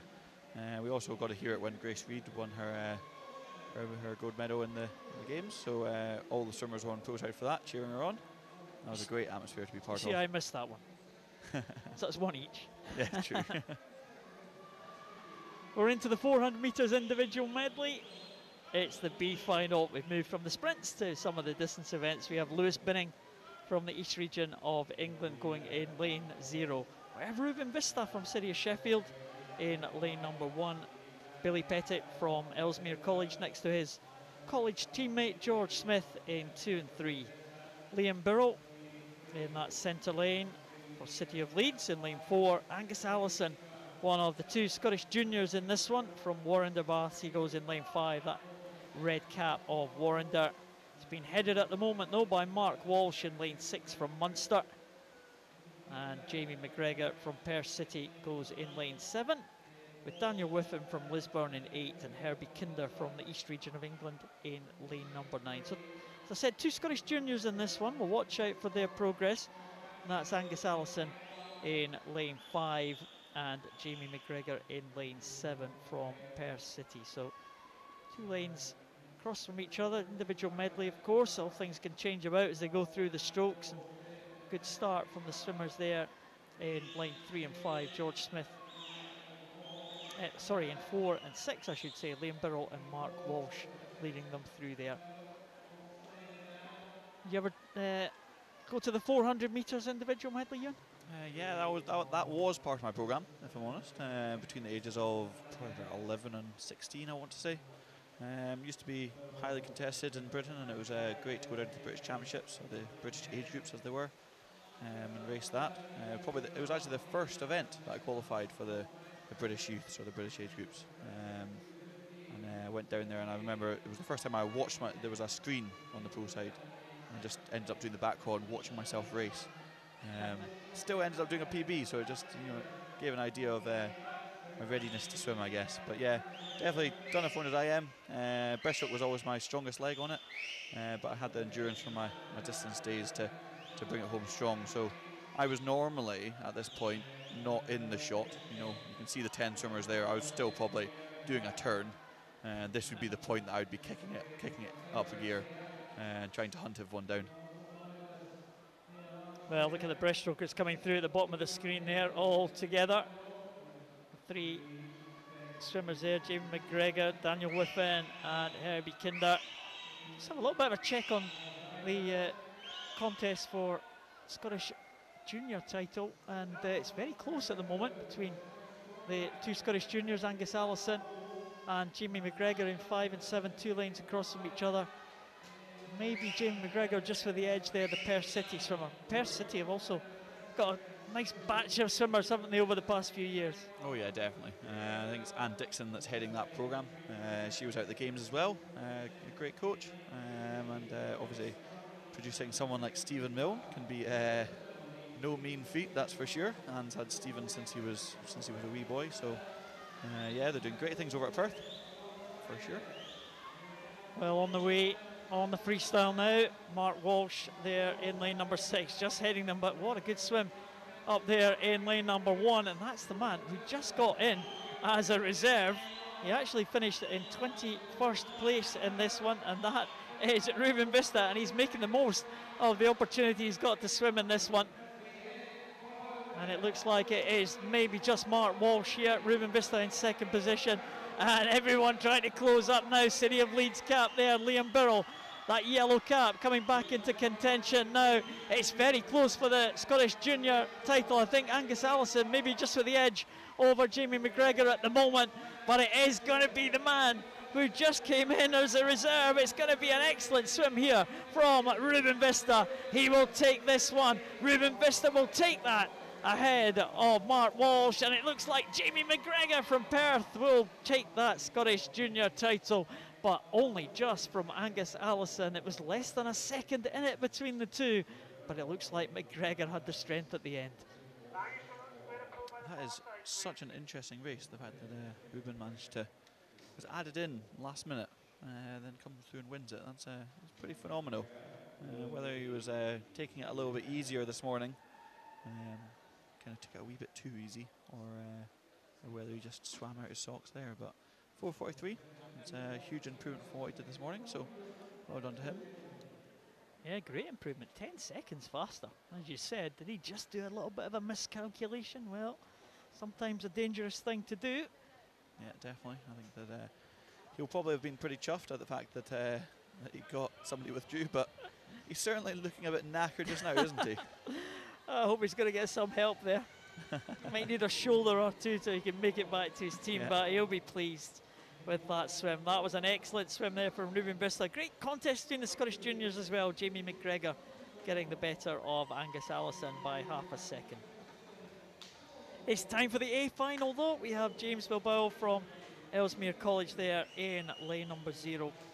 Fraser Allison, one of 3 Scots in this one, goes for Warrender, that red cap of Warrender in lane number 1. Jonathan Milner in lane number 2 for City of Leeds. Callum Laurie from University of Stirling goes in lane number 3. Fraser Minikin from Loughborough next to Joe Litchfield, his teammate, in 4 and 5. Cillian Melly from Connaught, one of the Irish teams, in lane 6. Ben Cope in 7 from Royal Wolverhampton. Dalton Clapham from City of Leeds in 8. And the 3rd Scot in this one is Jamie MacDonald from Warrender, closest to us with that red cap. Favourite for this one, well, the 2 Loughborough swimmers in the middle, Fraser Minikin and Joe Litchfield. Joe Litchfield, of course, Commonwealth Games swimmer for England. Yeah, I think that his swim this morning will have been pretty easy. He'll have cruised, maybe 1 or 2 of the strokes just to make the central lane for the final, and it's all about performing now and seeing what he's got in the tank. Well, we'll see who's going to lead them through here on this first 50. 26.87 for the Connaught swimmer. Cillian Melly.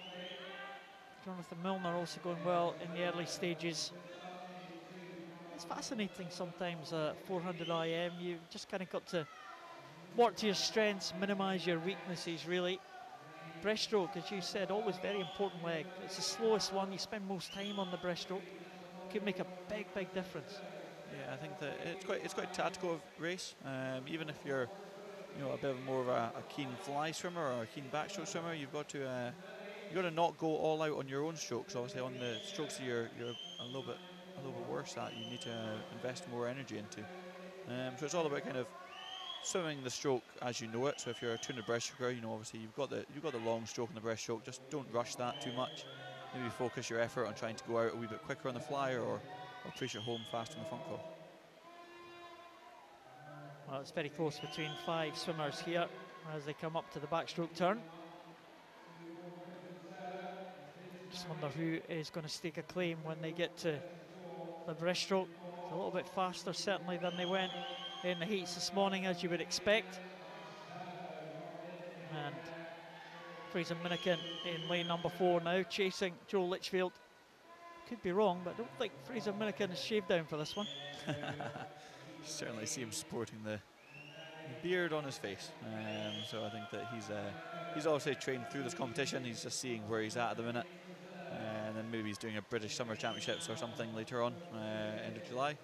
So then he'll probably shave his face, shave his legs, shave everywhere, and try and pick up a PB or a medal or something. Still very much in contention though at the halfway point. Joe Litchfield, as you might expect, taking the lead. Joe Litchfield, of course, is his brother Marc's very accomplished British record holder in the 400 metres individual medley. Joe Litchfield is well, kind of coming into his own now, really. Made that Commonwealth Games team for England. Good to see him at representation. Would have been alongside his brother, but his brother had to withdraw due to injury, so that was a pity. Yeah, that was such a shame. After working for so long and obviously making the qualification time pretty easily, looking to go out and challenge for a title, it's really unfortunate to pick up an injury at the wrong time. But sometimes it just happens, and it's all about just trying to keep your mobility, keep your strength in the right places so that you don't pick up those injuries at the nasty time. Well, Litchfield there, away and clear. No one else in the shot at the moment. He has pulled away. He's got clear water between himself and his teammate Fraser Minnikin. Callum Laurie is the top Scot at the moment. 1 lane up from Minnikin. And Cillian Melly still in the mix here. Had a very good start with the butterfly, and he's kept in contention for the minor places. He's going to have to do something on the freestyle though. Get back in those top 3. And a very, very good turn there for Joe Litchfield. Just making use of the fact that other swimmers are swimming breaststroke when he's already on the freestyle, getting away, getting more distance between himself and the others. Yeah, definitely. It's just such a fast stroke front crawl. You know, say 5 metres for breaststroke, you could probably swim, you know, 7-8 metres on front crawl. So this is where he really extends his lead. As you can see, he's probably 2 whole body lengths up on second place just now, and he's just going to try and work this underwater to his best ability, and that is a phenomenal turn right there. So he's obviously got plenty of oxygen in his lungs. Able to push it all the way to 15 metres, and it's looking like a very confident, strong swim here. Yeah, incredible stamina there at the end of this 400 metres individual medley. That was a superb turn there from Joe Litchfield, and he is coming away and clear, really showing his class here at the Scottish Open Championships. He is going to be the champion. It is going to be Joe Litchfield for gold. It is going to be silver to Fraser Minnikin, and it's going to be bronze and a Scottish title to Callum Laurie. And 4:34.37 ahead of Cillian Melly. Great swim from the boys there. I think that that was probably one of the only races that we've not had, you know, go down to the fingertip. Joe Litchfield certainly dominated that one. He wasn't out quite fastest, but by the end of the backstroke he was good body length ahead, and he just kept extending that lead. So very good swim from him. Yeah, as you said, very impressive turns as well, isn't it? Yeah, that made so much of a difference, because he would just get, you know, obviously he's in such a tight streamline. He's being very efficient when he's under the water. He's obviously not using his arms, so as soon as he pops up out of the water, he's got a bit more energy in his arms to get down the length. So very tactical. He's obviously been practicing that training, and pays off when you come to race. Yeah, these skills can make so much of a difference. So good dives, good finishes, good turns. Yeah, it's the wee things that some people forget about, but obviously if you're able to make it to 15 metres underwater on every wall, you know, on the dive and on the turns, then that's 30% of your race right there. So it does make up a huge margin of your race, and it's very important to work on them all the time in training. Well, we'll see what the skills of these ladies are like now. Be not quite so vital on a 1500 as it would be on a sprint or a shorter race, but this is the fastest heat of the women's 1500 freestyle. Saw 2 heats swim this morning. This is the fastest one, and these ladies will be contesting for the medals tonight. They have to go faster than the times that were registered this morning. We do have Katie Thompson in 0 from Amersham, Safi Gabani from City of Sheffield in 1, Katie Taylor from Heart of Midlothian in lane 2, Iona McLeod. In 3 from Dundee City Aquatic, Nikki Miller. In 4 from South Lanarkshire, Emily Clark from Loughborough University.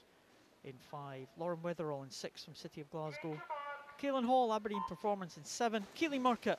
In 8 from Royal Wolverhampton School, and Rebecca Reid from Aberdeen in lane number 9. Well, in fact, no swimmer in lane number 5. Apologies there, Emily Clark not taking the start there. So the gold medalist in the 800 is not taking the start here for the 1500. So that's left it a little bit wide open there. Quite an interesting one. You would have thought that she would have swum it, even if she just kind of took it a wee bit easy, but just focused on the skills. But it's opened up the field, so really this could be anyone's race now, which is great to see. Hopefully these girls push each other on all the way to the end. Yeah, in fact, no swimmer in lane 0 either. So Katie Thompson from Amersham from the southeast of England not taking the start either. So we're down to 8 swimmers for this 1500 freestyle final. And yet I still don't blame them. Missing out on a 1500. That's not exactly the worst swim to miss. Obviously it's such a long swim, and it's so tactical, and it takes so much out of you that you got to be in the right mind frame. You got to be physically set as well. So they obviously weren't quite one of them, so they decided to withdraw. Well, someone who's certainly gone out very fast is Keely Market, and I suppose we'll see a range of tactics in this one. We see quite often in the distance events that swimmers just kind of try to build. Maybe some will try and keep it in a steady pace all the way through. Maybe some will try to build as they get to certain points in the race, maybe 1,000 metres or 1,200 or something like that. Just put something in. Yeah, I think it's very interesting to race a 1500. Obviously, for my 1500 days, I can talk about it a wee bit. Albeit 8 years ago, but well, we are fortunate to have the former Scottish record holder in the 15-16 years age group exactly. to cast an expert eye over this race. That's really why I'm here, just to commentate on this race. Yeah, it's interesting tactics. I think that there's very few people who will really push a 1500 out, because obviously you're just going to end up hurting and you're going to tie up, and your rate will just drop and your split will drop. Then the most common tactics, obviously, just to have a time in your mind. So if you're wanting to hold, let's say 108, it's going to give you a 17 minutes dead. So that's kind of most people's outlook on a 1500. I was quite an interesting one in that I obviously had a time that I wanted to hold, but I would try and increase my speed at random intervals through the race. So my specialty was short course 1500s, and I would always speed up at like 675 meters. That was a common one. There was 1,325 meters. It was always the weird increments that people wouldn't be expecting you. Last 100, everyone's going to push it on a wee bit. Last 50, same again. Maybe at 800, they might increase their speed a wee bit. But I just at the weird points to catch people unaware and just see if I could, get a wee lead. Because obviously the girls here, they're swimming right next to each other. They're looking at each other. They're pushing each other on. But if you can get that wee edge and just see, literally, as I say it, lane 8 just pushes on a wee bit. Get yourself a wee bit ahead, you get that confidence, and now you just need to stay ahead instead of having to push past them at a different point. Well, it's very much a physical challenge, but I suppose it's a mental challenge as well, to a great extent. Oh, definitely. I think that they pick it up pretty well from their training. Training for a 1500 or an 800 is a pretty grueling task. You'll have to put in the 60, 70 kilometre weeks, which can obviously put a strain on your body, but can also put a strain on your mind. It's pretty tough to be doing 10 sessions week in, week out. So obviously these girls will know what it's like. I think that when it comes down to race day, it's all about just performing to what you know you can do, and having the confidence to set out with a goal, set out with a target time in mind. And if you don't quite hit it here, or if you don't quite hit it at a competition, it's not the end of the world. It's just a matter of building on that. Say you manage to hold like 11 101s or something, and then you drop off. It's just about next time trying to hold a couple more, benefiting from the training of it. And was it something that did you? I know you said you felt like you were changing speed at random intervals. That watch what your opponents were doing, or did you try and swim your own race? Oh no! I mean, now on the 50-meter breaststroke, when I raced the breaststroke events, it was very much, it was in my lane. My head was down, and I was just focusing on what I wanted to do. I love racing, but I think that it's just obviously on breaststroke when you're looking forward, you don't get the opportunity to look around and you're very much focusing on yourself and on your own lane. I think with 1500s it is very tactical, especially on a race like this, or on a race in an international competition where you're really very much racing other people, you know, for medals. You got to keep an eye on them, and you got to see what they're doing. Through my time, obviously growing up, I was stopping 1500s when I was 15, 16 years old, and I was a very competitive young boy. So very much, you know, I had to be beating my friends at this, and I had to be beating my friends at that. So I think for me, I always was, you know, looking at what the lane next to me was doing, seeing if I could beat them.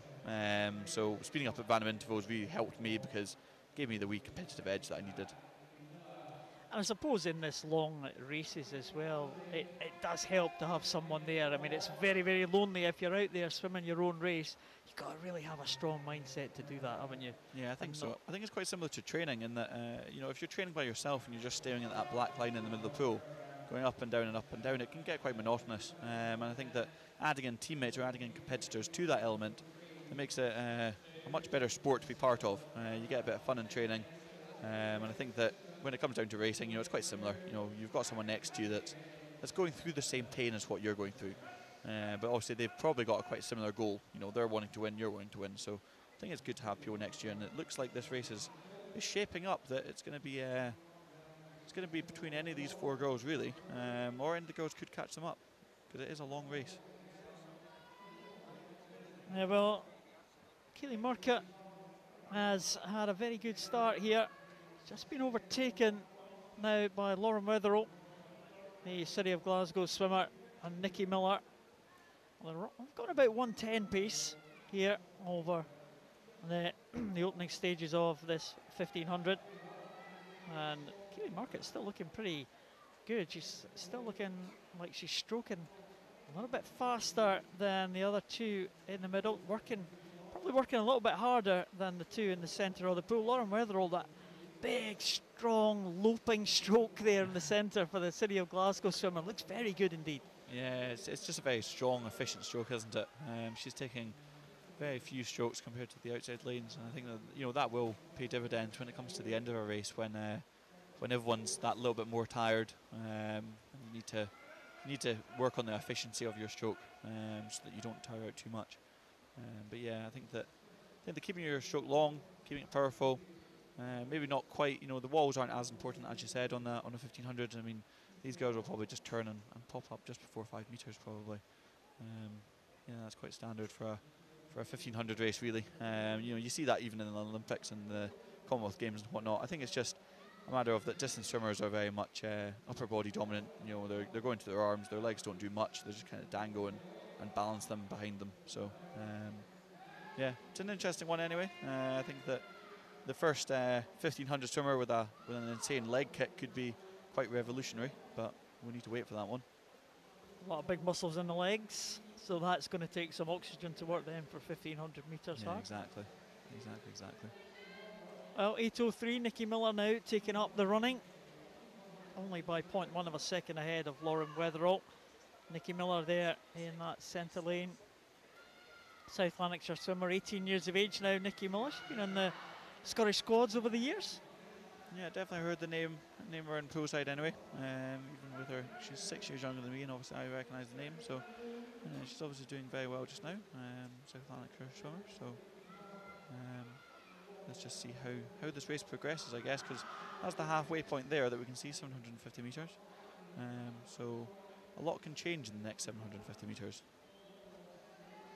Well, Nikki Miller's hit the front now. She's got around about a second of an advantage over Lauren Wetherell. And that'll be the battle not only for the Scottish title between those two, as it stands, of course. It could all change later on the race, because we do have in lane number 3 there Iona McLeod, just one lane up from Nikki Miller. She's also a Scot and also a junior, as is Lauren Wetherell. So Lauren Wetherell in contention for the Open title and in contention for the junior title as well. That doesn't happen very often, although we did see Katie Shanahan from City of Glasgow took the Open title in the 400 metres individual medley at I think, what's Katie Shanahan, 14 or 15? Yeah, I think she's 14 at the minute. She's managed to pick up a couple of triple medals, as I was calling them on Friday night, where she gets the medal for coming third or second or whatever it is, and then obviously the junior champion and the Scottish Open champion. So Yeah, she was doing great. It's quite a unique thing to see juniors swimming up with the senior swimmers, but it's great to see. If they can keep the progression up, obviously they'll be leading the pack one day when they get a bit older, with a bit more training under their belt. It's a good opportunity as well. As we said earlier, some of the kind of main contenders we'd expect to see here at the Scottish Open Championship, Europeans just in a few weeks' time, of course, and the GB team, GB swimmers away swimming in Europe at the moment. So, you know, maybe an opportunity for someone to move through, and it's always good to get the experience swimming in the Scottish Championships. Also to say you're a Scottish champion and a Scottish medalist. Oh, definitely. The title does really mean a lot. I think that I managed to pick up 2 golds last year at this event, at the 50-metre breaststroke and the 100-metre breaststroke. I was very, very chuffed with them. Obviously, I wasn't defending them this year because obviously I'm out the pro now. But yeah, it's a great event to be part of. Some people, you know, approach this event a bit differently. Some people will be tapering for the British, you know, in a month's time. Some people will taper for this event, try and get a couple of medals or titles to the name. It's all depending on where the swimmer's at. Obviously, if you've got a international competition, it's normally just a swim-through meet, but that doesn't take away from anyone picking up any titles here at all. Nikki Miller looks like she might be on her way to picking up a title. We are coming down to the 1,000 metre mark here, so we're at 2/3 stage as we come down to this bottom end, and it looks like 3 swimmers now are going away. Keely Murcutt just falling behind now into 4th position. Looks like the 3 Scots might just be in the medal positions.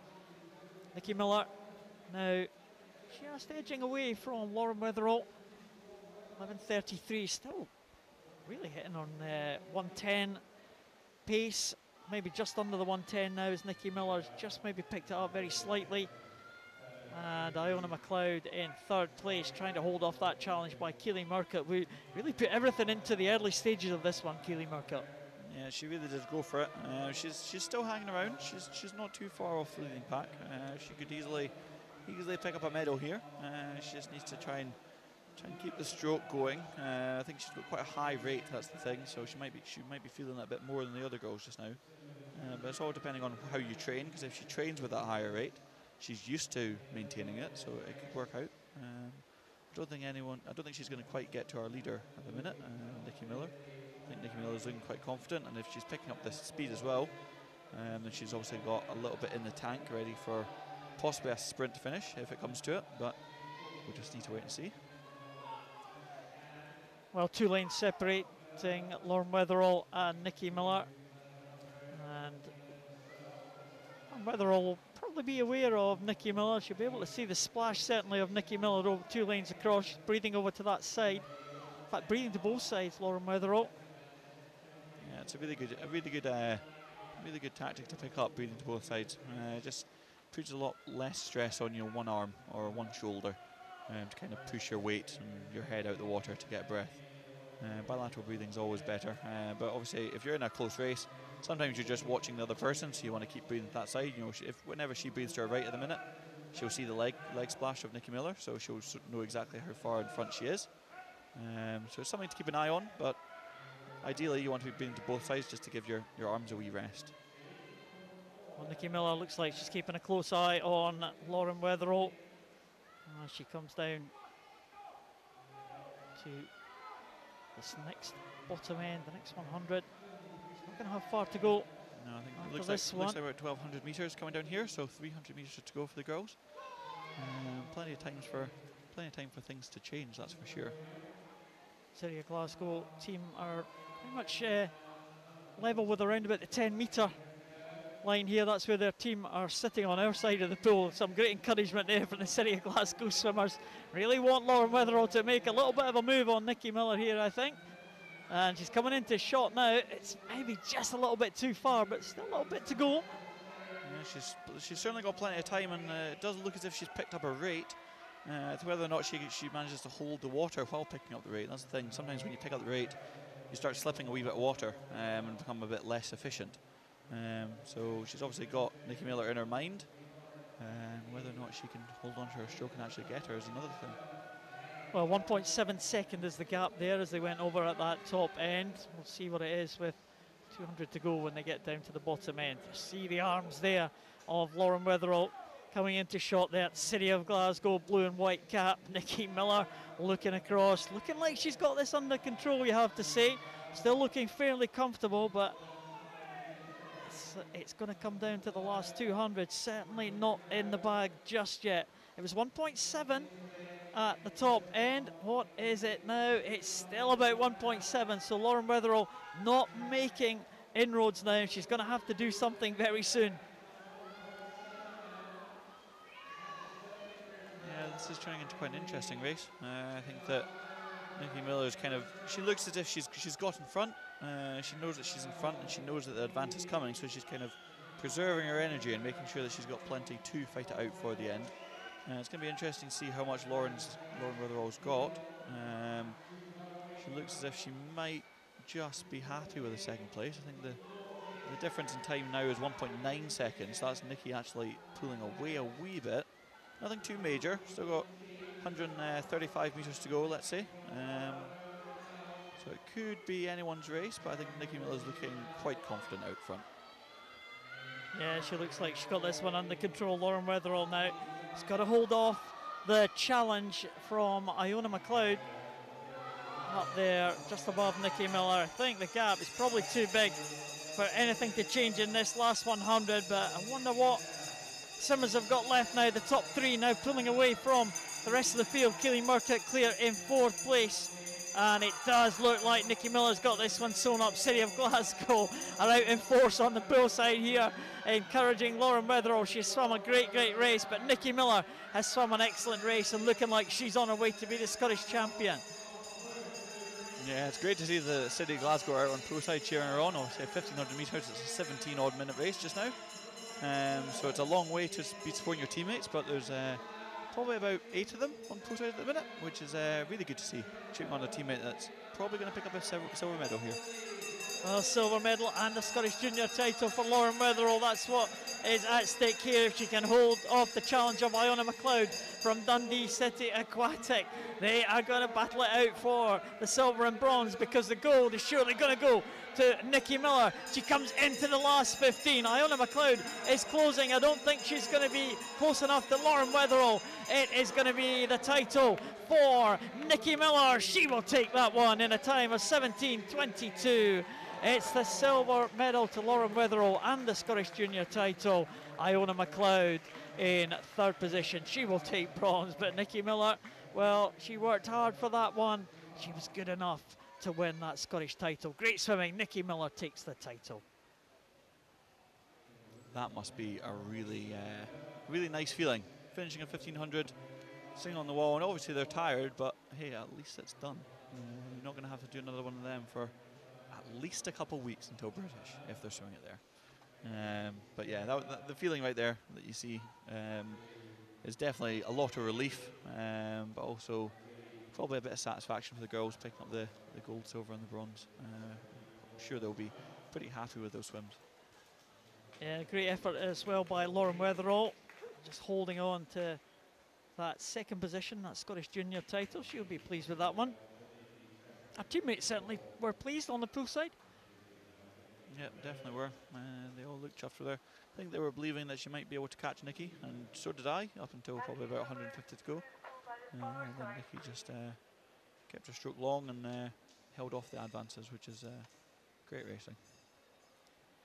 Scottish squad member, Scottish Gold squad member, Nikki Miller beats the junior swimmers there, Lauren Wetherall and Iona McLeod, into silver and bronze position. A good swim. I mentioned Kaylee Murcutt. It's good to see her. She went out for that. She really tried. She was determined to try and get a good time. She wasn't going to sit back and just 1500. She really went out for it in the early stages.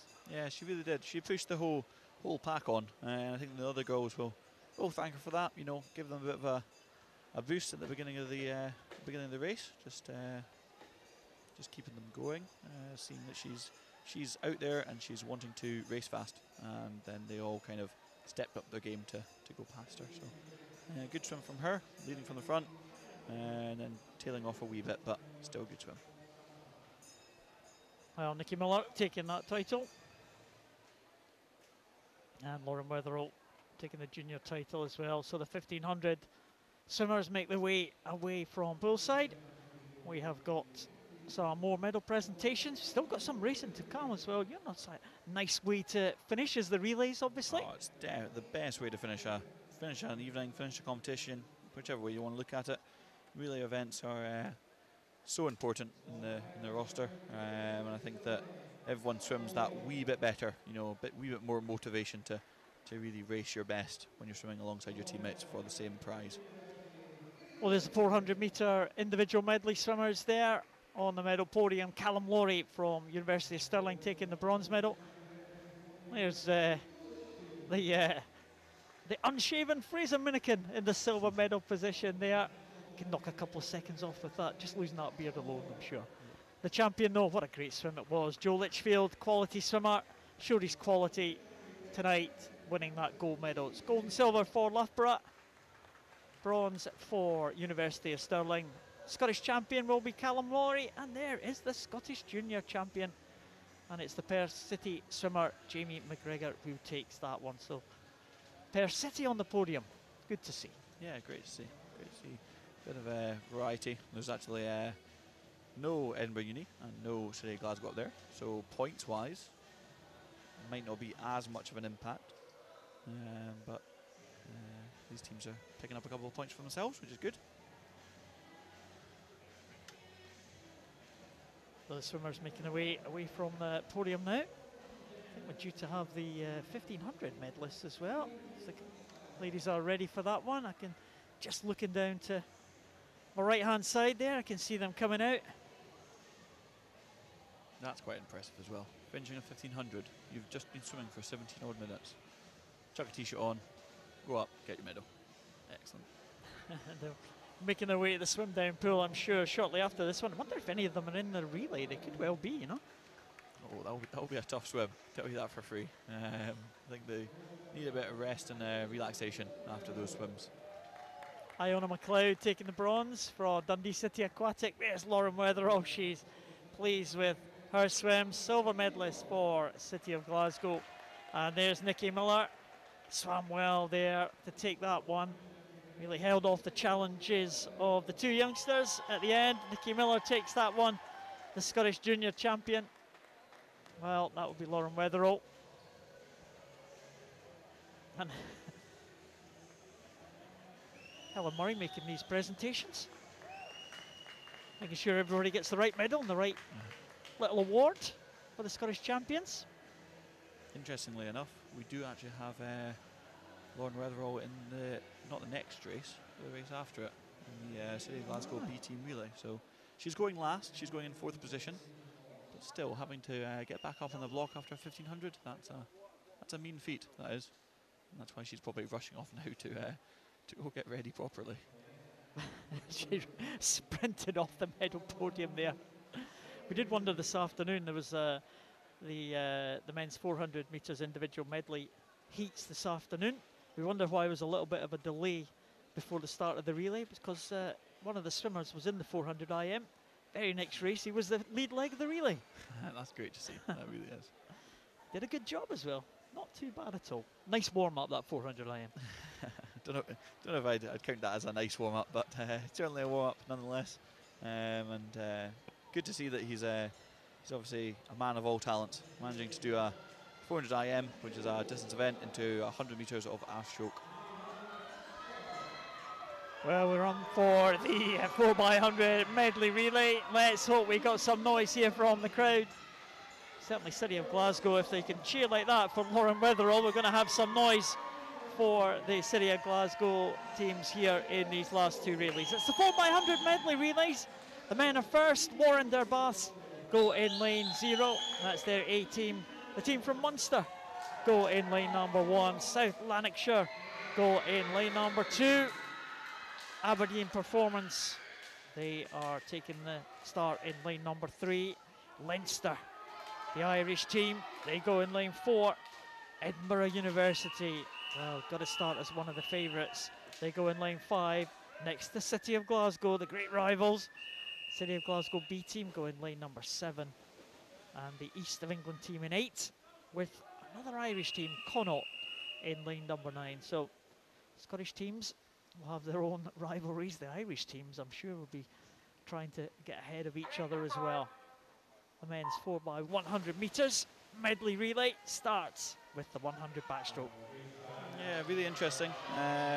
Just noticing in lane 3 for Aberdeen Performance, that's Stuart McIntosh. He's in this is his 3rd race of the evening that he's competing in. And he still looks as if he's going out pretty quick, so well done to him. Just noticing Chris McComb, haven't seen him racing tonight from Edinburgh University, so he'll be a wee bit fresher. But it looks like the lead's coming from lane 2 at the minute from South Lanark. Yeah, Scott Gibson, who swam that backstroke earlier, win that title in that 50 backstroke. Scott Gibson is going out very, very fast there for South Lanarkshire and trying to get them ahead of the field, and he's doing a very good job, being chased by Aberdeen Performance. Stuart McIntosh 1 lane down and 1 lane up. The Munster swimmer Luke Galland as well. Close contest here in 5 and 6 in the centre lanes, Edinburgh Uni and City of Glasgow, as you would expect, but the lead is Scott Gibson for South Lanarkshire, and he is handing over to Ross Burns on the breaststroke leg. Yeah, I think that this is a race that really can just change at any point. If you've not quite got one stroke that's quite so strong.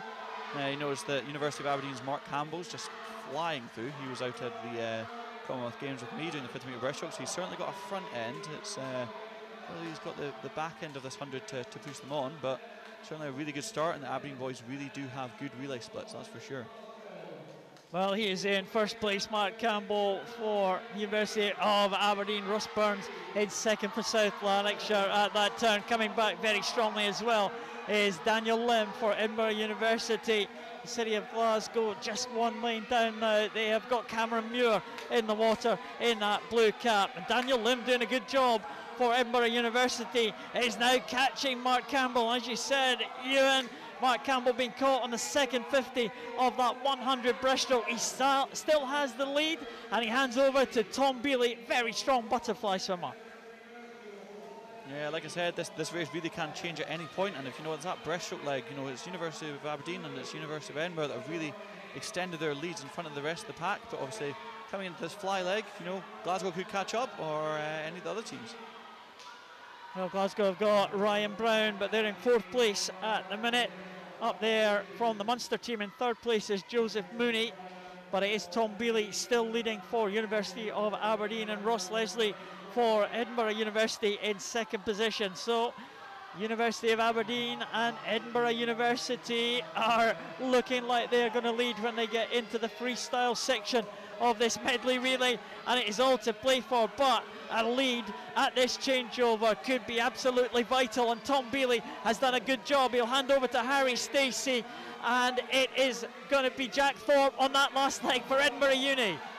If you want somebody finishing, anchoring 4x1 front crawl or medley relay, it is Jack Thorpe. He sees someone and he'll just hunt them, and having won the 100 metre front crawl already, he's going to want to catch this team up in lane 3 of Harry Stacey, but whether he will or not is going to come down to this last 50.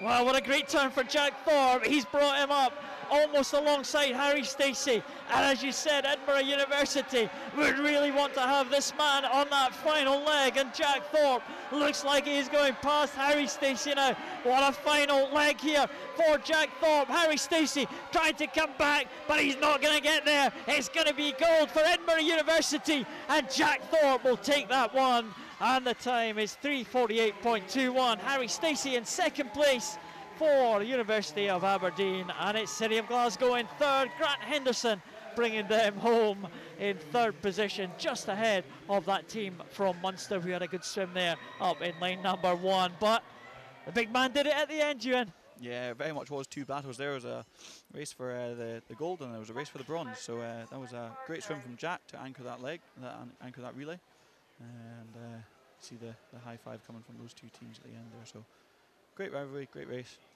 Good job to Edinburgh University. Great final relay there. Great final leg for Jack Thorpe, but what an excellent job the University of Aberdeen performance team did there.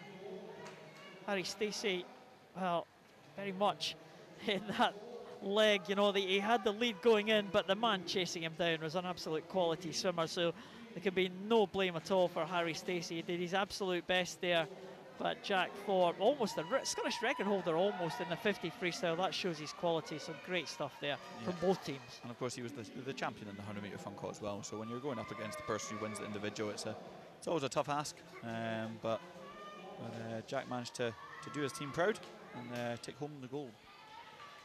So the final race of these championships is the women's 4x100 metres medley relay. South Lanarkshire team up there in lane 0. We have City of Glasgow in lane number 1. And the City of Glasgow junior team that was in 1. The City of Glasgow A team in lane number 2. Aberdeen Performance in lane 3. Edinburgh Uni in 4. 2 teams from the east of England in 5 and 6. The A team and the B team. Leinster go in lane number 7, and Aberdeen Performance go in lane number 8. That's the Aberdeen Performance C team.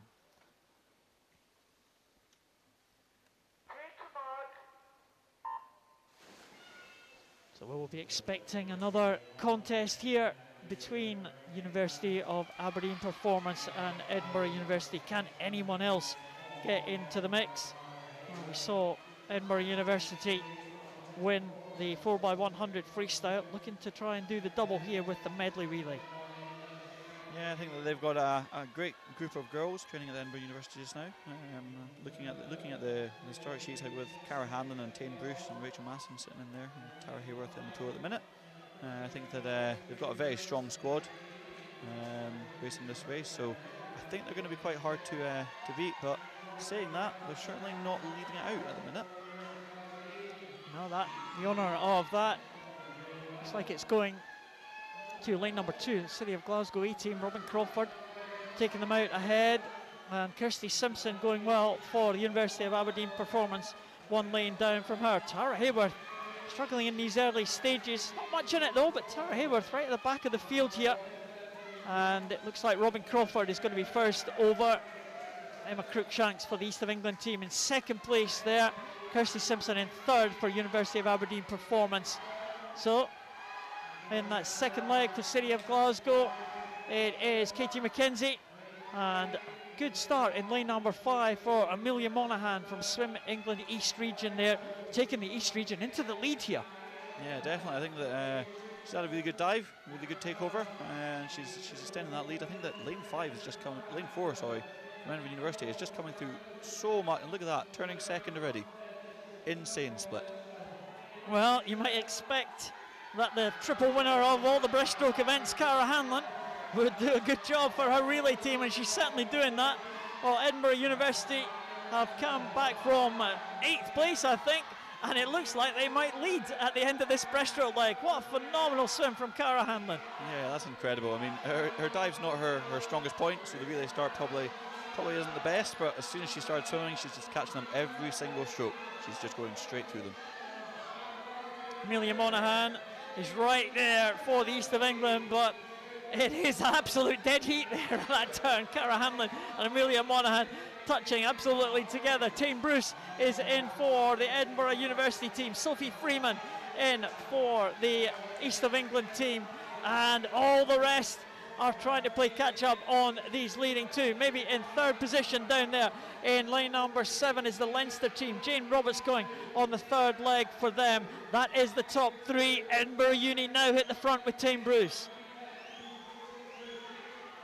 Yeah, quite an interesting turn there from Tane. You notice her legs come out of the water when she was doing her fly kicks. I think she just didn't quite push off under the water enough.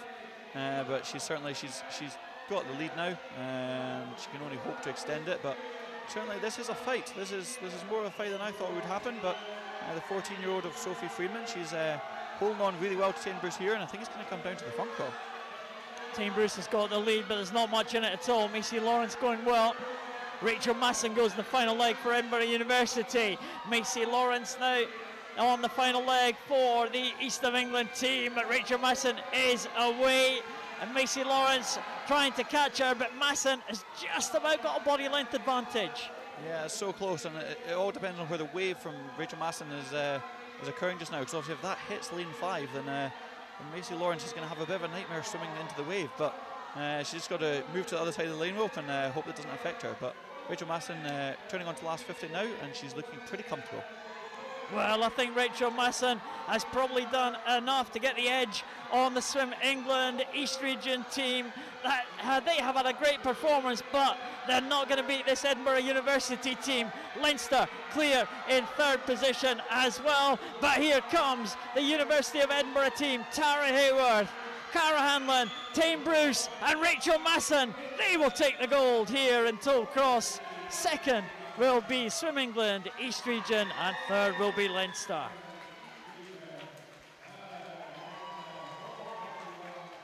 Just a mention to the finishers there over at the top of your screen. The final leg swimmer for the City of Glasgow junior team claiming the Scottish junior title was none other than Lauren Wetherall.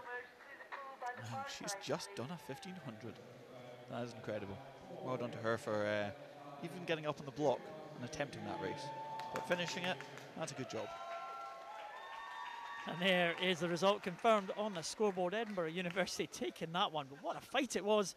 The Swim England East Region taking second place. Great performance from them. Leinster, they were in third place for almost the entire race there. Never really challenging the top two and never being challenged for that third position. And the junior title looks like it will go to the City of Glasgow junior team as well. So great swimming there.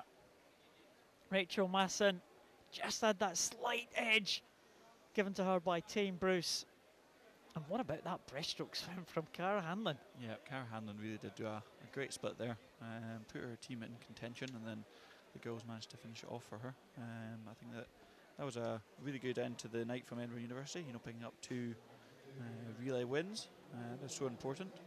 So well done to them. Yeah, great way to finish. We all love a relay. Yeah, even swimmers love a relay. You always go faster on a relay, and it's just a bit. It's something about pride. There must be something about pride, you know, of representing your club, you know, as a team, competing next to your teammates, and it's a great feeling. You never want to let your teammates down as well. Oh, definitely not. And that's why disqualifications. I can now say the word now that the results have been confirmed. Disqualifications are so upsetting to see in relays, and they're so common in relays because obviously you've got to do the relay start, which is a unique thing to themselves. It is always a balancing act. If your team's slightly behind, you got to go for a quick start, but you've got to be safe as well. Oh, definitely. We used to have a joke. It was at this competition probably 4 years ago now, with Jack Thorpe, and his comment going into it was we're either first or last, because he took over and we were in second place, and he said he was going to go as early as he needs to go to win us the race. And if he went early, it was a matter of he would be DQ'd and that'd be it done. Thankfully, his reaction time was 0.02, I think it was, and he did manage to clinch the victory. I think it was actually against Robbie Rennick that year, which is a mean feat in itself. So absolutely, well done to him. Well, great swimming, great way to finish. There we have the medalists here for that men's 4x100 metres medley relay. And there's that City of Glasgow team in third position. Joe Watt, Cameron Muir, Ryan Brown and Grant Henderson. Third spot there for the City of Glasgow. Second place goes to that Aberdeen performance team. What a good swim they had. Stuart McIntosh, Mark Campbell, Tom Bealey and Harry Stacey. Great performance from the Aberdeen team. We thought they might just challenge the Edinburgh University team in the closing stages there. Chris McComb led them off. Daniel Lim had a great breaststroke leg, bringing them back into the top 2 places there. Ross Leslie held on well on the butterfly. And Jack Thorpe, of course, on that final leg. Well, great swim. What can you say about that swim from Jack Thorpe? That was superb. Yeah, it really was. I think that a special mention to Daniel Lim, because obviously, as we said, in IM races, that the breaststroke is so important, and I think that Daniel really brought his team into contention, just as like Cara Hanlon did. So you can see its importance there, because those 2 teams managed to pick up the gold medal, and they probably had the fastest breaststroke splits between them.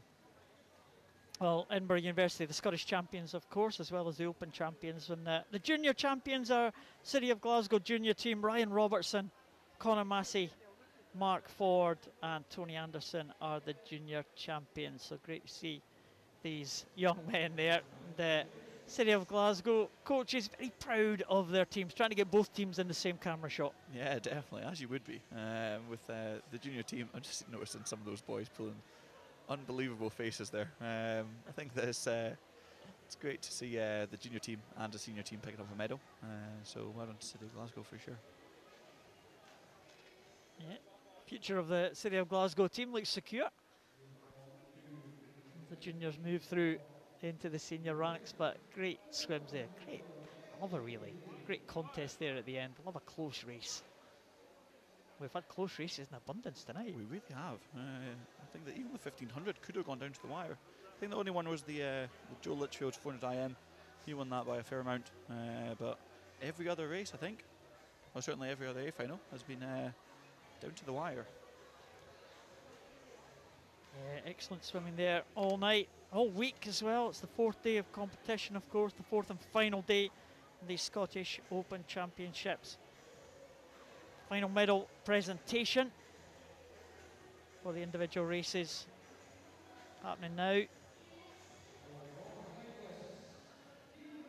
It's the junior team for City of Glasgow. I thought they were going to go on to the medal podium there. Not quite yet. So we've got the bronze medalist here. Again, the Leinster team, who are always really in 3rd position there all the way through. That Leinster team, Kate Kavanagh, Jessica Burke, Jane Roberts, Cara Stapleton, pleased to get on the medal podium. It's great to see the Irish teams there. They've really come out in force this week. Yeah, they have. Irish teams or the English teams just managing to pick up medals here, there and everywhere. Obviously this is the East of England East team, and it's really good to see. It's good to see them coming up to Glasgow, giving it a go, and managing to perform well as well. Yeah, that East team, Emma Cruikshanks, Amelia Monaghan, Sophie Freeman and Missy Lawrence. I couldn't quite live with the power of this Edinburgh University team. Tara Hayworth went on the backstroke. Great leg from Cara Hanlon. She really has. Well, that is a clean sweep now, isn't it? The medley relay, yeah, adding to the 3 breaststroke events. We can call that 4 from 4 now instead of 3 from 3. Absolutely. Great swim there from Cara. Tane Bruce on the butterfly, always very strong, and Rachel Masson brought them home. Yeah. City of Glasgow junior team as well now accepting their junior Scottish title medals. Elise McQueenie, Katie Shanahan, we mentioned her earlier, a title winner in the senior events earlier this week. Serena Guaram was the last to receive her medal, but the last to swim in that relay was the red face of Lauren Weatherall, and no wonder. Yeah, no surprises there. She looks pretty tired now, but she still looks happy enough at managing to pick up that junior trophy for her team. So 1500 freestyle, followed very closely by the anchor leg on that 4x100 medley relay. Go and have a swim down, Lauren. I think you've deserved it. She'll be dying to get in that water again, just to loosen off those arms a wee bit. Hopefully she won't be too tight tomorrow.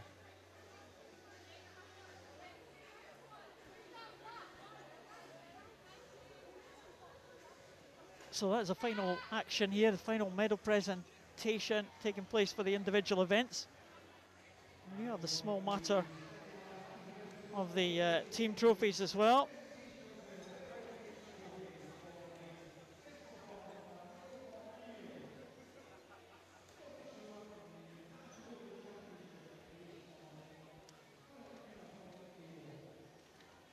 So these City of Glasgow swimmers poised there, waiting for the team trophy announcement.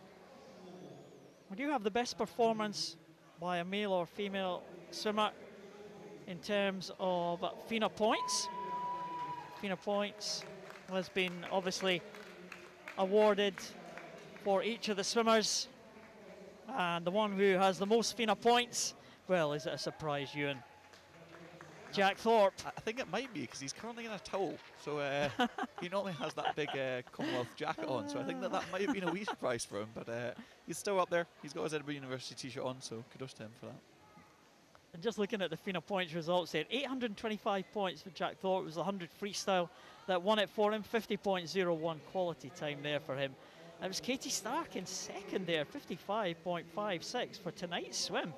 So great. So 822 points, only 3 FINA points separating them. And Loughborough's Charlotte Evans for the 200 backstroke, 820 points was third place there. So Jack Thorpe taking that one.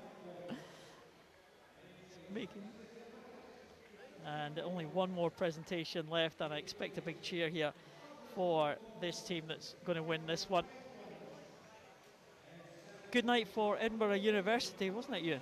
Yeah, it really was. They managed to pick up quite a few golds tonight, and yeah, I think that the swims themselves were all pretty good, and the relays as well at the end managed to pick up a gold for the guys and a gold for the women. That's really good signs. Of course, it's not all about tonight's performances, it's about performances over the whole 4 days of competition. City of Glasgow, they also had a good night as well tonight, and they have performed very well in their home city here in Tollcross.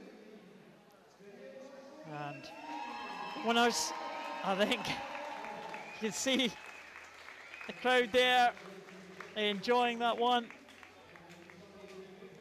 And the winners of the team trophy, there we are. Lauren Weatherall, she's not had her swim down yet. She's full of energy. First day. She doesn't need it now. She's more than happy to go up and pick up the trophies for the team. City of Glasgow are the team champions here at the Scottish National Open Swimming Championships 2018. They're in their home city. They've claimed the top title. Second place was Edinburgh University. Ewan, 789.5 points. University of Aberdeen in third place, 597.5. But, well, the gap did close it tonight, didn't it? 835 points for City of Glasgow, but they are deserved winners. What a squad they've had. They've got seniors, they've got juniors, they've won the sprints, they've won the distance events, they've done it all, haven't they? Yeah, definitely. They really do deserve that. Edinburgh University managed to pick up a few golds tonight, managed to catch some of the points a wee bit, but they've just got a huge team effort here. You can see the number of them off the block just now, and it's really great to see that. Well, that is the final action from here in Tollcross. Lots of more swimming that we've got to enjoy over the summer. We've got the summer meets to come up in Aberdeen as well, the Scottish summer meet. We've got the British summer meet, and of course we've got the European Championships right here in Tollcross at the beginning of August. And we did mention as well the para swimming European Championships in Dublin just following that one. So it's been a great championship, Ewan. Thank you very much. I hope you've enjoyed yourself this week. At all. It's been great. Yeah, it really has been. Thank you for doing it with me. Got to say that. Oh, you're a natural. I'm sure they'll ask you back. Well, City of Glasgow team celebrating their victories as they get into this Tollcross pool. Thank you very much, everyone, for joining us here at Tollcross for this Scottish National Open Championship over the past 4 days. A huge thanks to our sponsors and partners, and we hope you have enjoyed the action. You can relive it all if you watch via YouTube. The recordings of all the sessions will be on there. But that's it from us here at Tollcross from this year's National Championships. Thank you, everyone, and good night.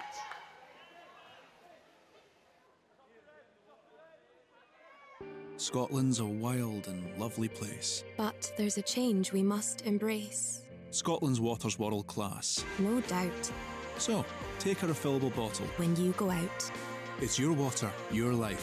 Top up from the tap with Scottish water. Fresh, cool, clear. And only available right here.